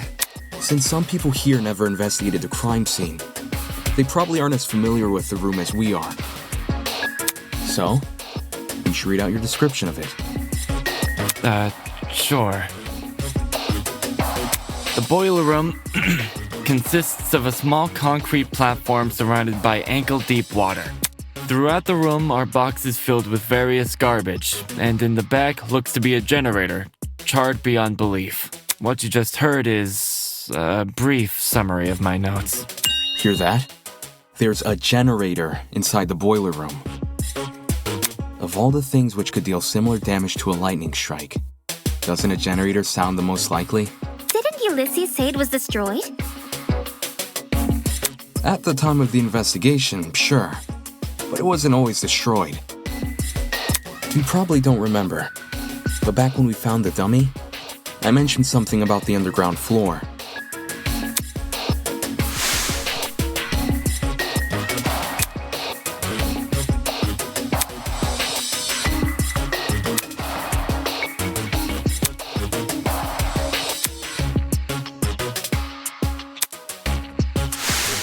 To be more specific, it was the boiler room I woke up inside.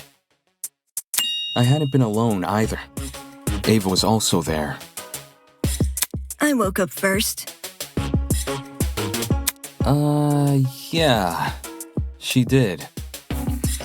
Anyway, Ava, you agree the generator was in full working condition when we woke up, right? Right.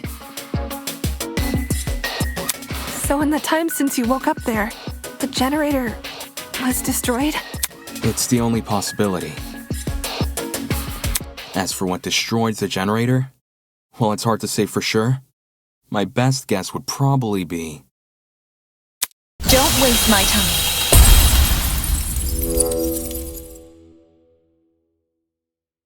Two things. First, destroyed is overly vague. Ulysses explained the state of the generator much better. Charred beyond belief. Second, and more importantly, where's your proof the generator inflicted those burns? What are you talking about? The generator must be involved. It's near where Wolfgang is lying. Being within range of something counts as proof now, does it? Do you also consider happenstance as conclusive evidence? Funny how the standards shift, if so. That...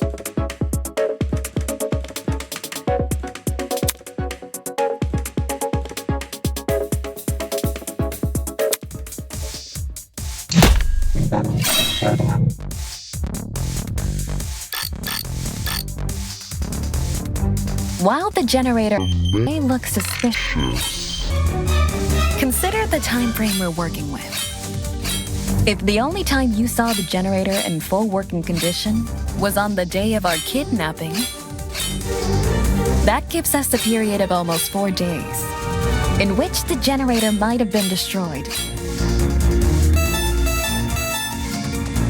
What about the blackout? It's impossible for the generator to cause the blackout if it was already broken prior to the tournament. What about the blackout? The building may very well have lost its power at any point before or after. I'll cut through those words!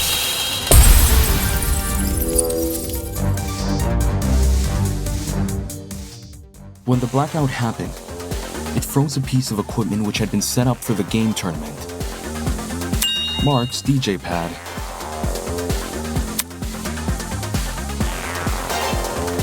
While there was no physical clock inside the dining hall, a digital one has been built into Mark's pad. If you look at what time the digital clock is frozen on, it matches the time of death listed on the tablet, 9:35 a.m. Well, Mark, is this true? There's no point in me saying anything when someone else has already said it better. Just answer with a yes or no, will you? Yes.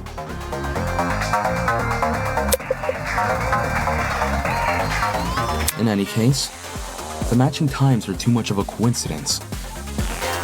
The destruction of the generator caused the blackout, and the blackout occurred at the time of the murder. There's no way the destruction of the generator wasn't tied to Wolfgang's death. What do you suppose happened then?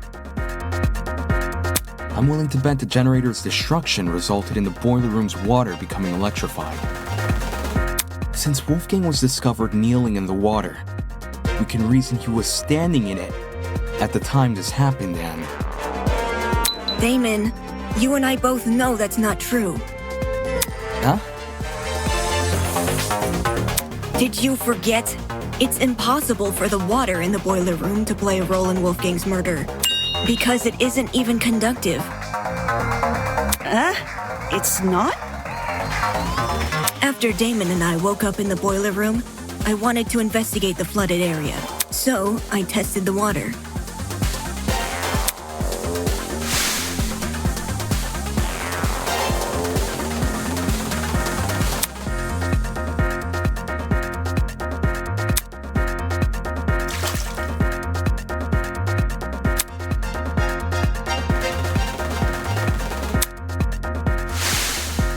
I even redid my test during the investigation, since Damon wasn't sure if he should touch Wolfgang's wet clothes. In both instances, I proved the water was safe to enter. To be honest, neither result really surprised me. Water will only act as a conductor if it makes contact with two separate energy sources. The boiler room's generator is just one source. If you're standing in the water, one outlet should be enough. Speaking from experience, large bodies of water are terrifying conductors during storms. All it takes is one lightning bolt, and the surrounding miles are scorched. But the generator is a slow, persistent source of electricity. It's not the same as a lightning strike. Electricity is electricity. Doesn't matter how it manifests. The reason you two avoided electrocution is because the generator's exposed wires aren't even touching the water. If they were, you would have been scorched right from the start.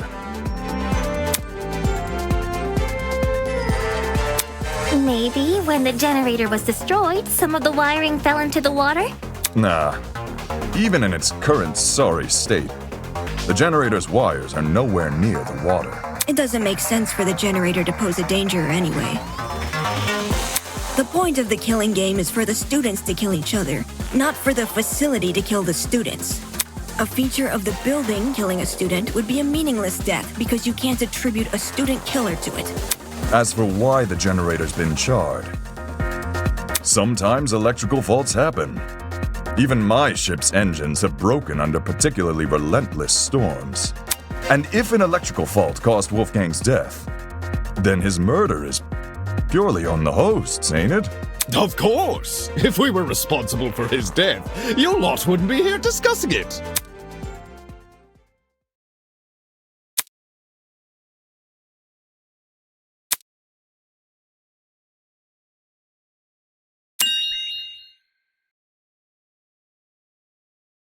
Okay, since we've ruled out the generator, what else could have electrocuted Wolfgang?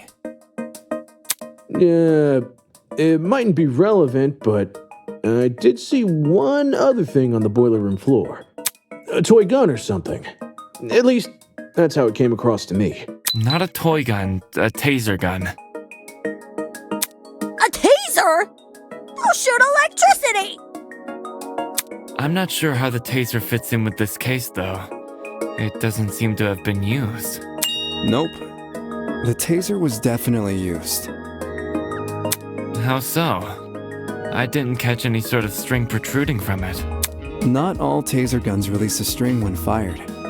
Some are completely wireless. For those types, you can tell they've been used if their blast doors are missing. Side note, blast doors are plastic panels which cover the muzzle of a taser. If a shot is fired, they pop clean off. When I was investigating the crime scene, I found the taser gun in one spot and its blast doors in another. Speaks for itself, yeah? And here I was thinking the yellow bits were just random trash. Where the heck did a taser gun even come from? Last time I checked, there weren't any lying around in the storage closets. Maybe it belongs to someone here. Huh? Just think about it for 1 second. Everyone here has a dorm room which is themed around their talent. Mine's got DJ equipment. Jet's got car batteries. If that's what we have with our talents, what could someone with a dangerous talent have? Are you talking about, like, knives and stuff? What? Is there something on my face? Forget this. The person I'm talking about is Desmond. Huh? No way! You think the gun is Desmond's? Yeah. Hang on. You've got it all mixed up. Jean, do you know anything about this? As Desmond's roommate, perhaps you spotted something inside his dorm. Alas, we stayed in my abode. I couldn't tell you if he had weapons. Talk about suspicious. Did Desmond agree to bunk in Jean's dorm so Jean wouldn't see the weapons in his? Listen, I get where you guys are coming from, but that taser gun, it's not mine. I've never seen anything like it. No, that's a lie. A lie?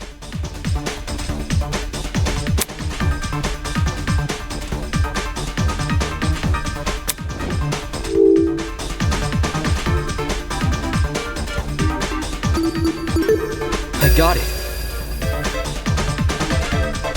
The blackmail tools you gave us. That's my evidence. You didn't get mine, did you? No. But the person who did informed me of what it said.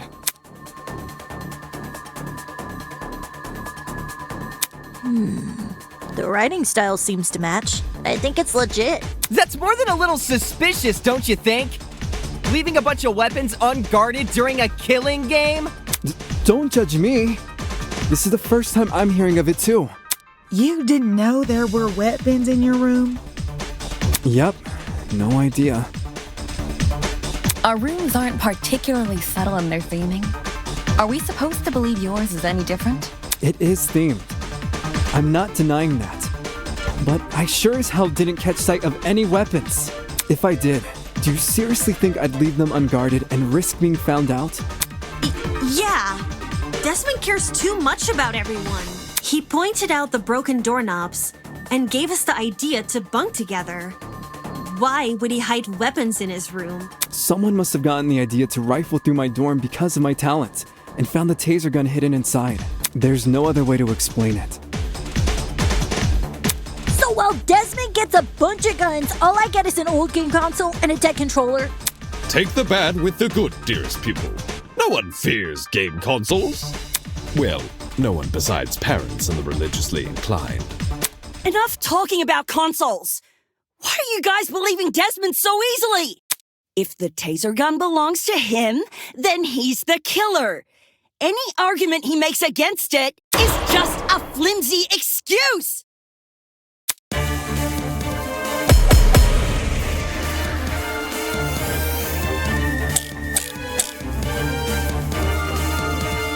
Desmond is the killer.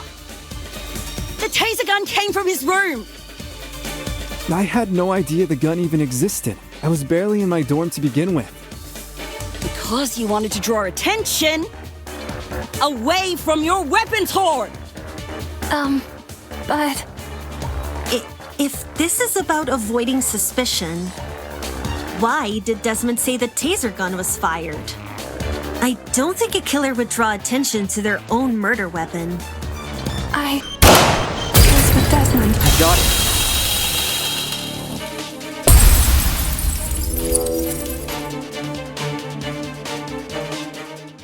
Regardless of whether or not Desmond knew about the gun, he definitely wasn't involved in the murder. Eloise can back me up on this. Right. Desmond and I, we were together in the courtyard at the time of Wolfgang's death. I see. Then both of you can be ruled out as suspects. Don't just take her word for it. She could be covering for Desmond. Jeez, if you have a bone to pick with these guys, at least save it for when we're not solving a murder! Yeah! Why don't you want to believe Eloise? Ever since the investigation, these two yuppies have been on my case non-stop. They're obviously working together. Not gonna lie, I see where Grace is coming from. When Eloise tried to single her out earlier, Desmond was pretty quick to jump in and agree. Even so... since the topic has been brought up, I would like to mention something. During my trip to the pharmacy, I believe I saw Desmond and Eloise in the courtyard together. You also said you were back in the hallways around 8-10 a.m., didn't you? That means those two were wandering around unsupervised. Either one of them could have left the courtyard. If Desmond was the killer, what would Eloise gain from defending him? Should the wrong vote be cast, nothing about the rules suggests an accomplice of the killer would be exempt from execution. That's right! And even if she was exempt, Eloise is too nice to be an accomplice to murder.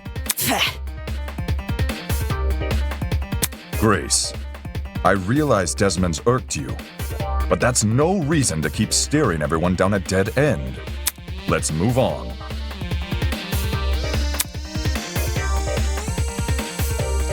A person who's always steering others down a dead end, huh? I guess they needed a GPS. Anyway, we should totally thank Desmond for clearing things up now. Not only do we know he's not the killer, now we know how the killer got their hands on the taser. Now we know how... What? Someone must have gotten the idea to rifle through my dorm because of my talent, and found the taser gun hidden inside. Yup, that is word for word what Desmond said. Right. Good memory. All in a day's work, baby! Can you repeat that quote, Cassidy? Again. But I just said it. Yeah, but I want you to say it again. All right. Someone must have gotten the idea to rifle through my dorm because of my talent and found the taser gun hidden inside. Is there something on your mind? If Desmond's testimony is anything to go by, then wouldn't this mean the culprit has to be male? What? If I remember correctly, all the guys were aware of each other's pairings. With that sort of knowledge, a male student could try and infiltrate another male student's dorm. None of us knew which room we'd be bunking in. It only takes a quick peek to check if someone's inside or not. Anyone could have done that. And who's to say the thief didn't barge in before we started bunking? Or while people were having breakfast.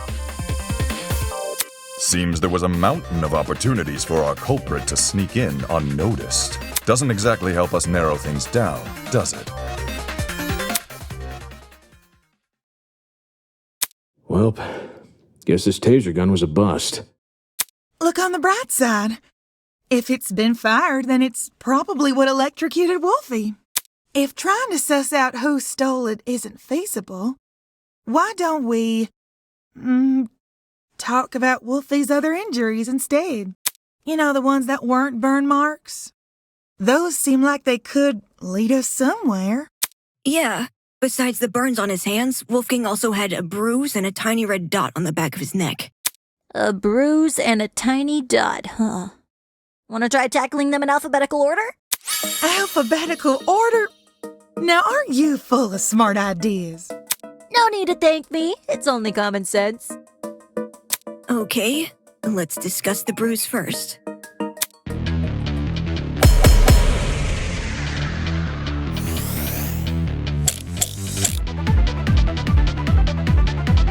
I think it's safe to say the killer didn't use a flamethrower. Maybe Wolfgang got into a fight? Someone might have attacked him and aimed for his neck. If you can even reach that high. Either way, something must have hit him. Well, yeah, he has bruises on his neck. The killer didn't use a flamethrower. Maybe Wolfgang... Someone might have attacked him. for his neck. If he can even reach that high. Either way. Something must have happened. I got it.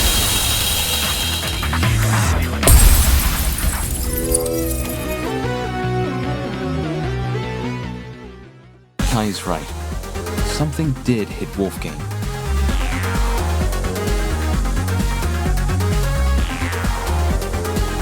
Really? Man. And I was only blurting out the first thing which came to mind. Anyway, from how you're wording things, do you know what that something is? A rolling pin.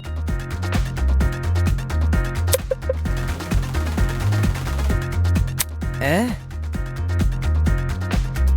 Wolfgang was hit with a rolling pin. How on earth did you reach that conclusion? Ava and I found this pin inside storage closet A, which is just a few feet from the crime scene. Coincidentally, the pin also has a dent. You sure that's enough to say it's involved? Could just be a flimsy pin. No. There's something else which solidifies this pin's role in the murder. Handprints. 2 of them on the edge of the pin. So the killer used a rolling pin to attack Wolfgang? It certainly explains the bruising on his neck. They must have wanted him to be unconscious so he wouldn't fight back. Exactly. It would be easier to drag him into the water if he's not awake. You reckon the killer purposely put Wolfie in the water? Damn! With one electrified blow, Wolfgang is zapped to bits with the taser! Since he's lying in the water, he's definitely a goner. Considering the logical ethos of the killer's rectitude, especially when governed under constricting pressure, leaving him catatonic would be the most facile solution. I guess it makes sense.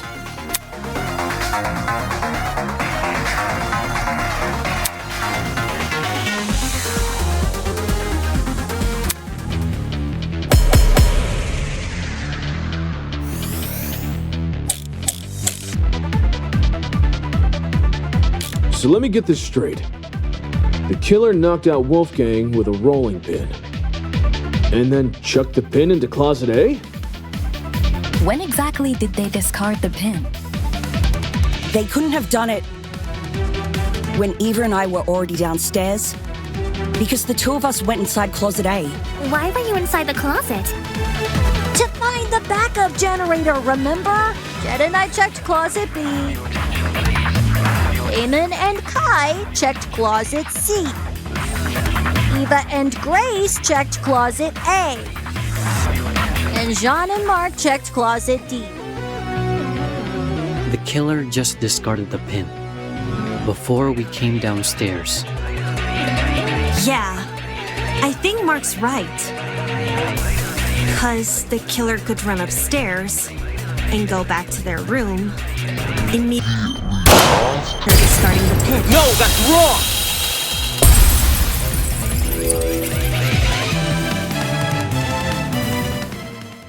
Diana, there's proof the killer fled the underground hallway at a later time. When the tournament attendees were looking for a backup generator, Kai and I heard someone run past our room. Huh? Oh man, that's right! We were just exploring the closet when, all of a sudden, we heard footsteps in the hallway. That's when Damon decided he was gonna follow where the footsteps came from and entered the boiler room. Did anyone else hear these footsteps? Nope. Not ringing any bells. Yeah, Jed and me didn't really hear it over all our talking. I heard the footsteps. Huh? You did? Well, I initially thought it was my imagination, so I never said anything. Ashamed to say I also brushed off the footsteps. Thought I was hearing things. However, since other people can attest to hearing them... Then someone else was on the underground floor with us. Before anyone tries to bring it up, none of the tournament attendees could have been the person running. Since everyone explored the closets in pairs, they all have solid alibis. I'm sure we can all vouch for that, aye? Everyone was still in their closets after Damon and I found Wolfgang, so Considering the footsteps were moving away from the crime scene, I think it's safe to say they belong to the killer.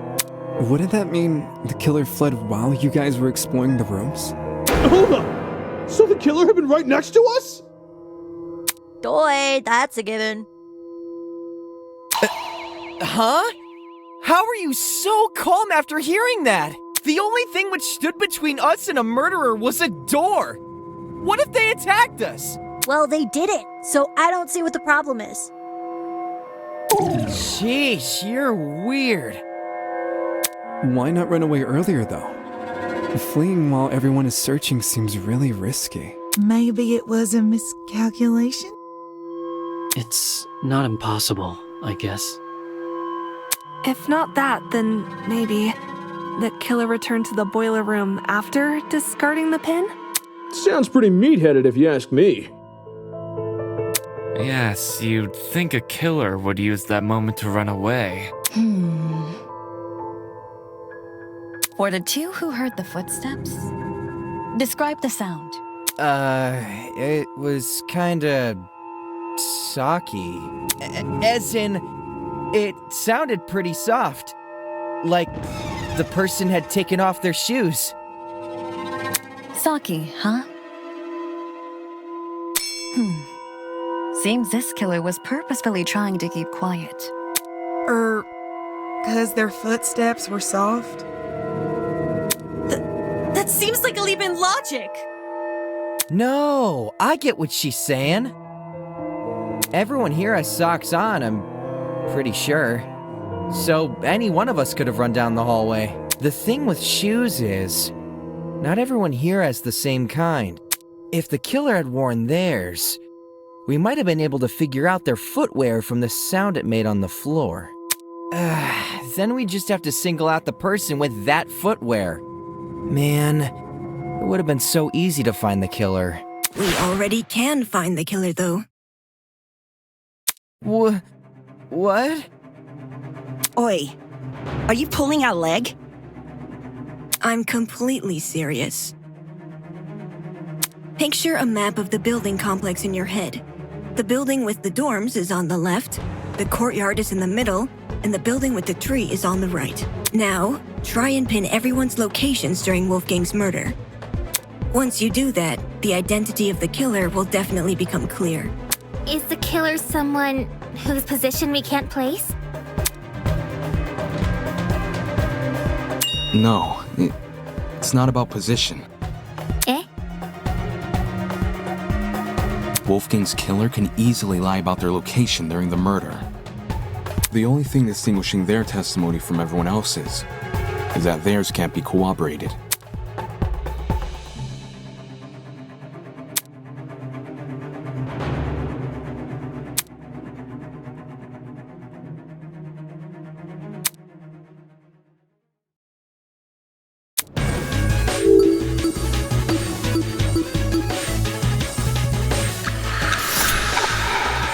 It has to be you! Diana, it's you, isn't it? Her?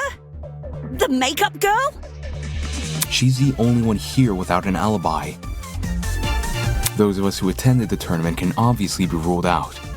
And as for those who didn't, Desmond and Eloise were in the courtyard. Toshiko and Ingrid were in the same dorm room. What about Winona? She never mentioned an alibi. Give me a break. Winona and I were in the building with the tree all morning.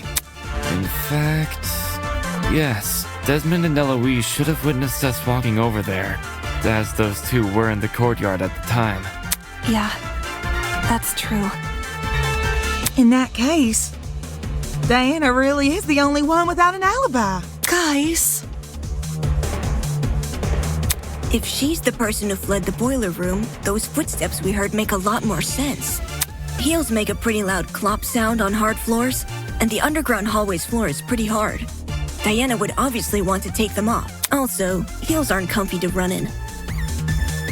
Whoa! I didn't even think of it like that. You're totally right, though.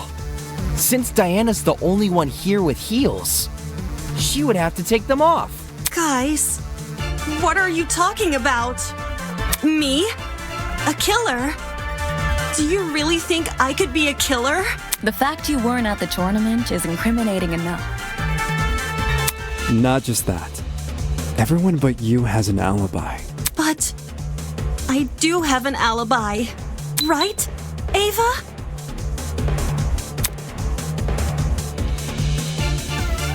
You woke up with me this morning, and you never saw me leave my dorm. During the brief amount of time we were together, I never saw you leave.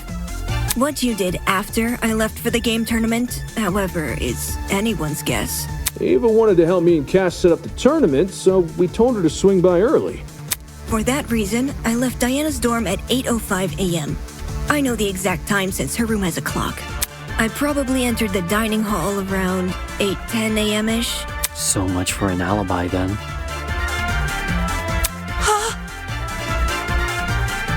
Diana, don't tell me. Holy smokes, it's all falling into place! Are we sure there hasn't been some sort of misunderstanding? It's not possible. Diana can't be the killer. No! I refuse to believe it!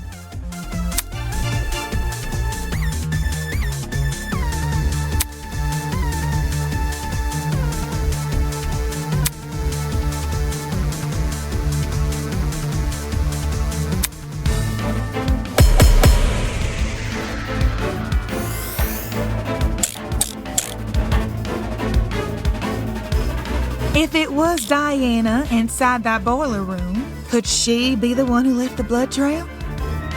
Because if so, that might be her blood on the knife, too. Diana's blood? Are you saying she wounded herself? Wounded herself? What makes you think that? I don't know! Why else would the killer's blood be on their own weapon? Did we not already agree the killer was wielding a rolling pin? Well, maybe they had both. The rolling pin In one hand. and the knife in the other. Dual-wielding weapon?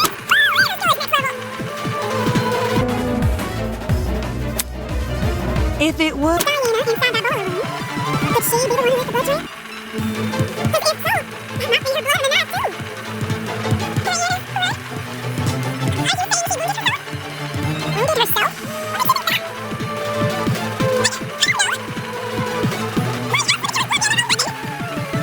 Did we not already... Well, maybe they had both. The rolling in one hand. No, that's wrong!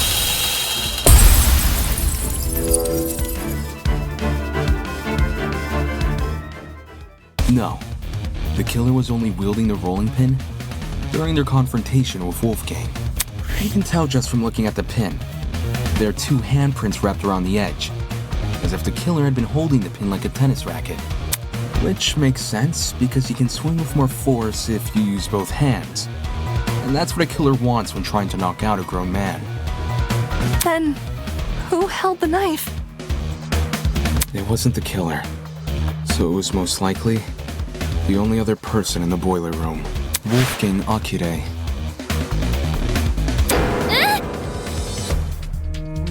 What the hell are you talking about? Wolfgang, carrying a dangerous weapon? Bullshit! If you were in his situation, wouldn't you? Huh? Wolfgang received an anonymous message asking him to meet in a basement, all whilst in the middle of a killing game. At that point, it doesn't matter how much of an optimist he is. He'd know better than to come unarmed. A knife isn't super hard to find, either. Wolfgang probably just stole one from the kitchen. Besides, if Diane is the one who got stabbed, it would explain the blood trail. Think about it. She arms herself with the rolling pin and attacks Wolfgang, getting hurt by him in the process. For some reason, possibly because of the blackout, she doesn't clean the blood trail she's leaving, and returns to her dorm room after. No! That's wrong! Huh? I wasn't stabbed. If I was stabbed, then I'd have an injury. But there's nothing, right? There's nothing on me. Depends. If a vein got nipped, you'd be seeing blood no matter the size of the cut. Of course, that also means a small cut will need bandaging, which I'm not seeing on you. You may not see any injuries on Diana, but that doesn't mean they aren't there. Huh? If she wanted, she could simply hide her injuries from view. After all, someone like her has exactly what it takes.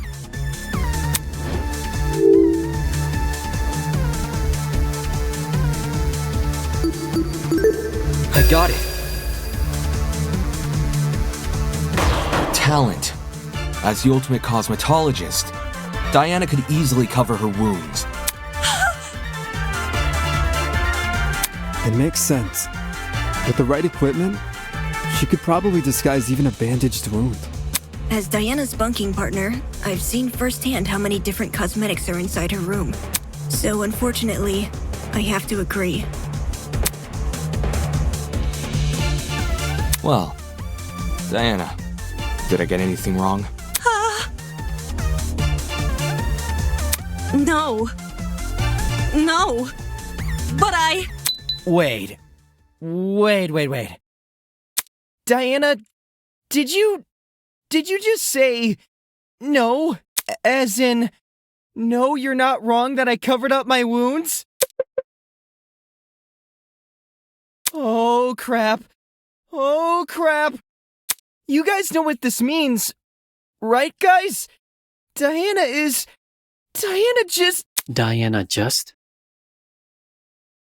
Diana basically just confessed!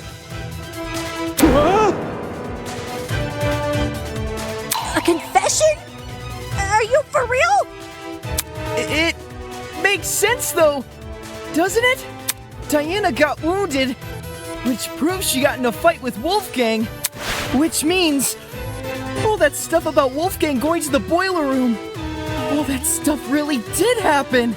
I see. I see now what you were saying. Diana, she lured Wolfgang to the boiler room by writing him that note. And when he arrived, she attacked him and killed him. And now, she's been lying this entire trial, hoping we would never suspect her. Yeah! How cruel! Diana, It wasn't me. I promise. It wasn't me.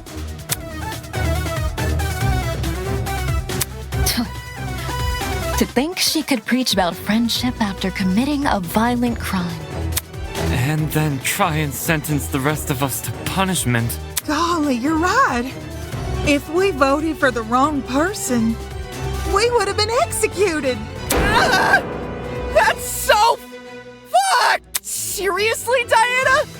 What the hell is your damage?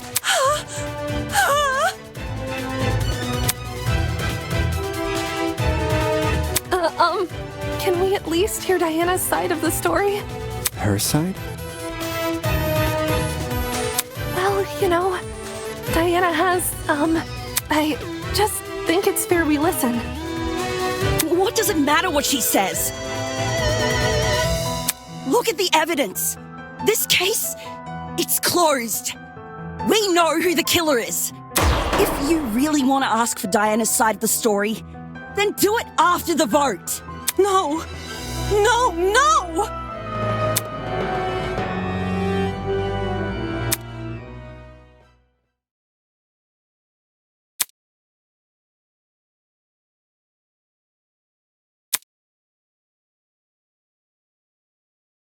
No. No. No.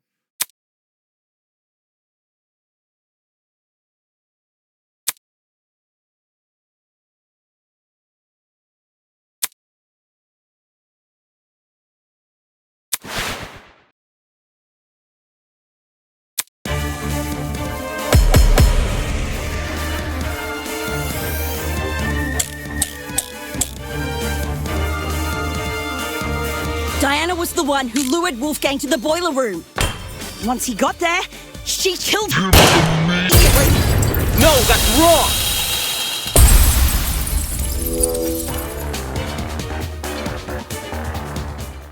Hold on. Grace, you're overlooking a crucial detail. Huh? Do you recall the note I found in Wolfgang's blazer pocket? It asked him to meet in the boiler room at 8:15 a.m. But, according to the Tozu tablet, he died over an hour later at 9:35 a.m. That means Wolfgang didn't die right after he got to the boiler room. What's your point? My point is that the killer had no reason to lure Wolfgang to the boiler room and then wait over an hour to kill him. There's no guarantee another person won't enter the room during that time. It's in the killer's best interest to be in and out of there as fast as possible. When we originally discussed the note, we lacked the context to properly understand this time discrepancy. But if we go with your idea that Diana killed Wolfgang immediately, then that discrepancy becomes all too clear. How do you know Wolfgang didn't just arrive late? He was already on his way when I ran into him at 8:10 a.m. He must have arrived on time. Same goes for the killer. I doubt Wolfgang would stay in the boiler room for long if no one came to meet him. For that reason, we can assume Wolfgang was knocked unconscious soon after he arrived. But there's such a long period of time between him being knocked out and him being killed. Unless you want to tell me he and Diana were in an hour-long struggle, then I'm sure there's more to the mystery here. Shut the fuck up!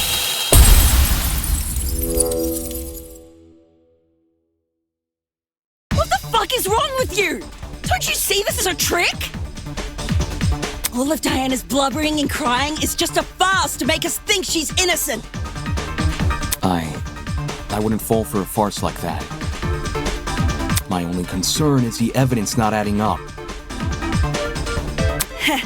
If you're still not convinced Diana is the killer, then let me show you something you overlooked. I call it undeniable fucking proof!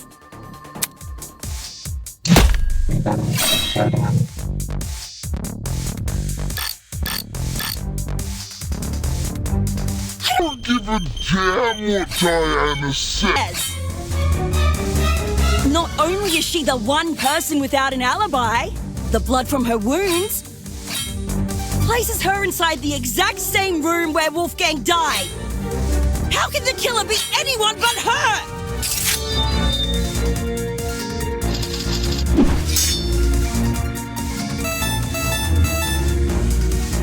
If Diana lured Wolfgang downstairs, why would she take over an hour to kill him? It doesn't make sense. Not when there's a risk of someone else entering the boiler room. What risk? Diana wouldn't have to worry about anyone walking in because she could just lock the fucking door! I'll cut through those words!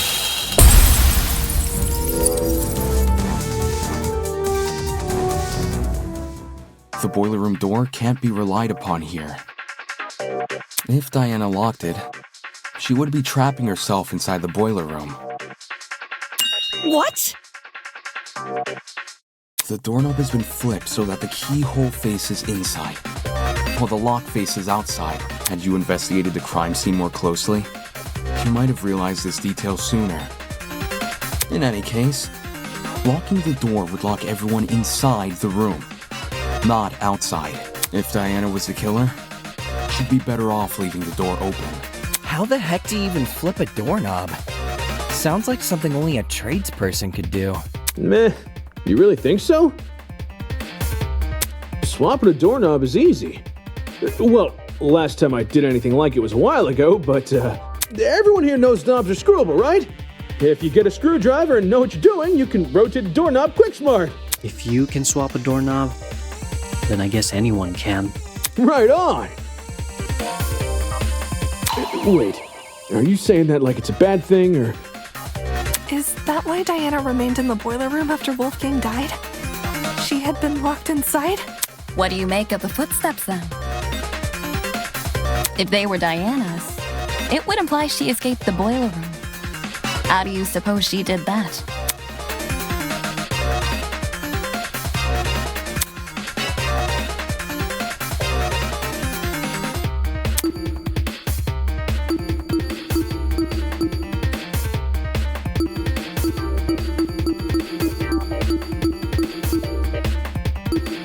This is it.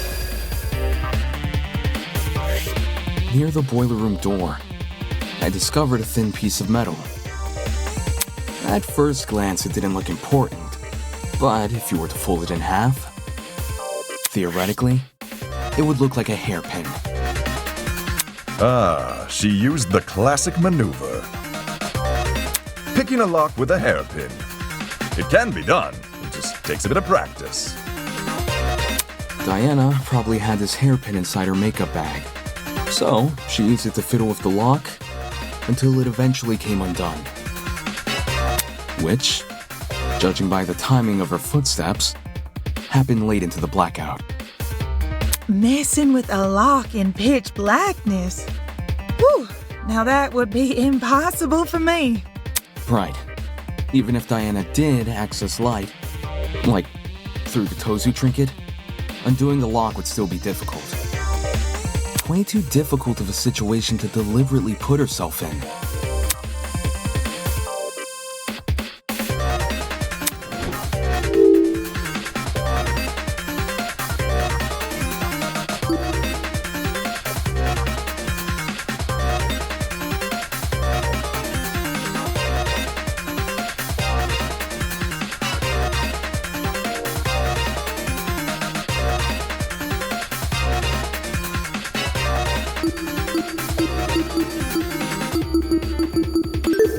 I got it. Someone else must have locked the door. What? If we go off our current train of thought, the doorknob was rearranged so you could only lock it from the outside. It doesn't make sense for Diana to rearrange the lock, enter the room, and deliberately trap herself inside, which means someone else must have locked the door. I know this doesn't necessarily clear Diana's suspicion, but it's strange enough to warrant further investigation. Aye. I'd rather resolve this thread before we move on to voting. Agreed.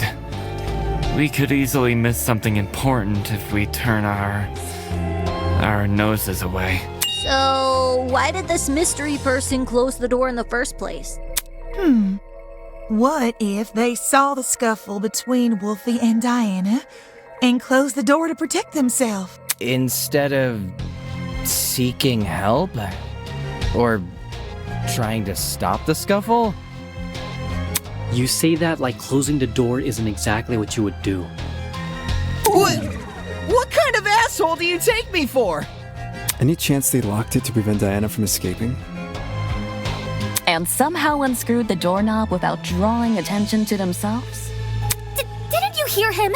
He's talking about the door being locked, not the doorknob being unscrewed. Unless two entirely different people just so happen to interfere with the boiler room at two entirely separate intervals.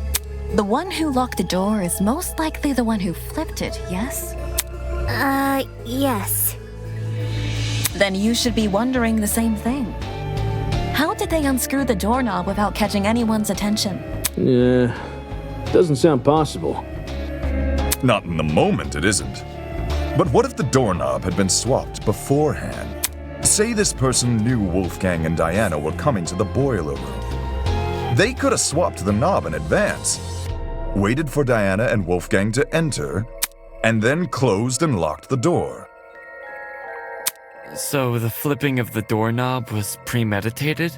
With what we currently know, I'd wager it's our safest assumption, at least until we hear Diana's side of the story. Diana, since you were the last person with Wolfgang, your testimony could be our most valuable piece of evidence yet. You need to tell me what happened.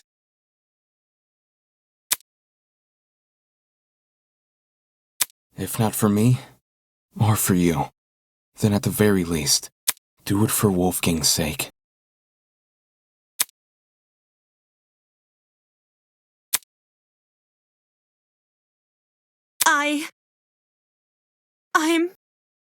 I'm sorry.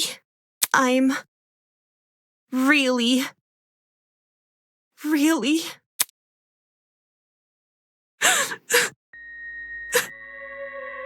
I wanted to help. I wanted to make everything okay. But all I could do was be useless.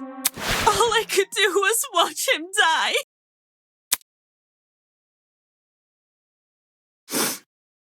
It's all my fault. All my fault.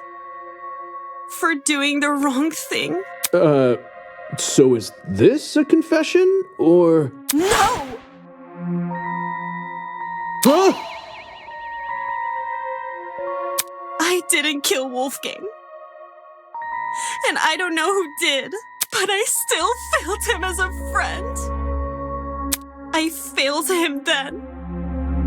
And I failed him here. But if I told the truth, things would be worse than they already are.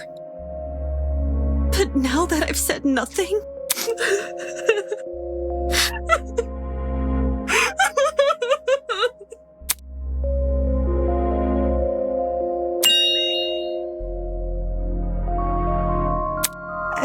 It's okay, sweetheart. Come on now, take deep breaths. Yeah, we'll believe you no matter what you say.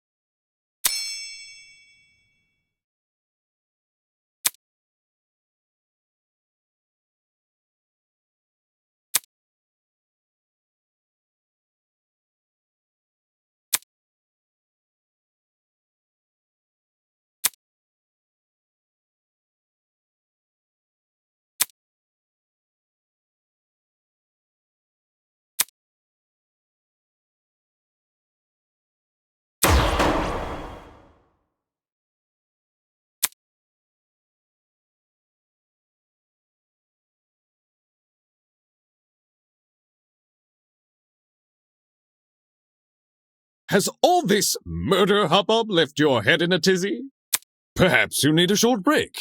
Something to lighten the mood and let you collect yourself. Something like a nice cup of tea.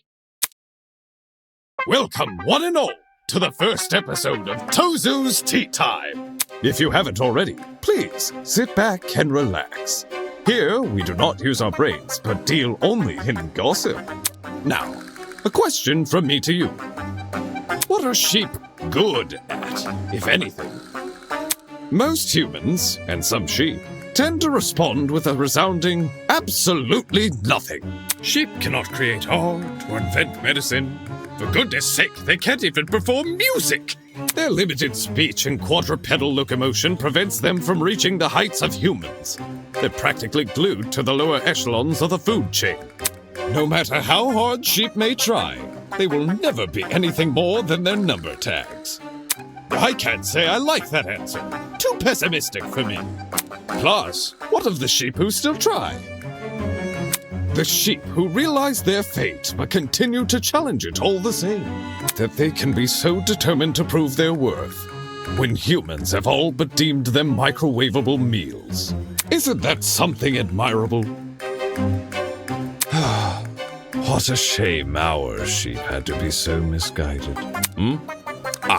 It seems that's about all the time we have. Thank you again for attending Tozu's Tea Time. No need for extravagant farewells. I've an inkling you'll be back for tea sooner than you can say Jack Robinson. Who's Jack Robinson? I have no idea. Ta-ta!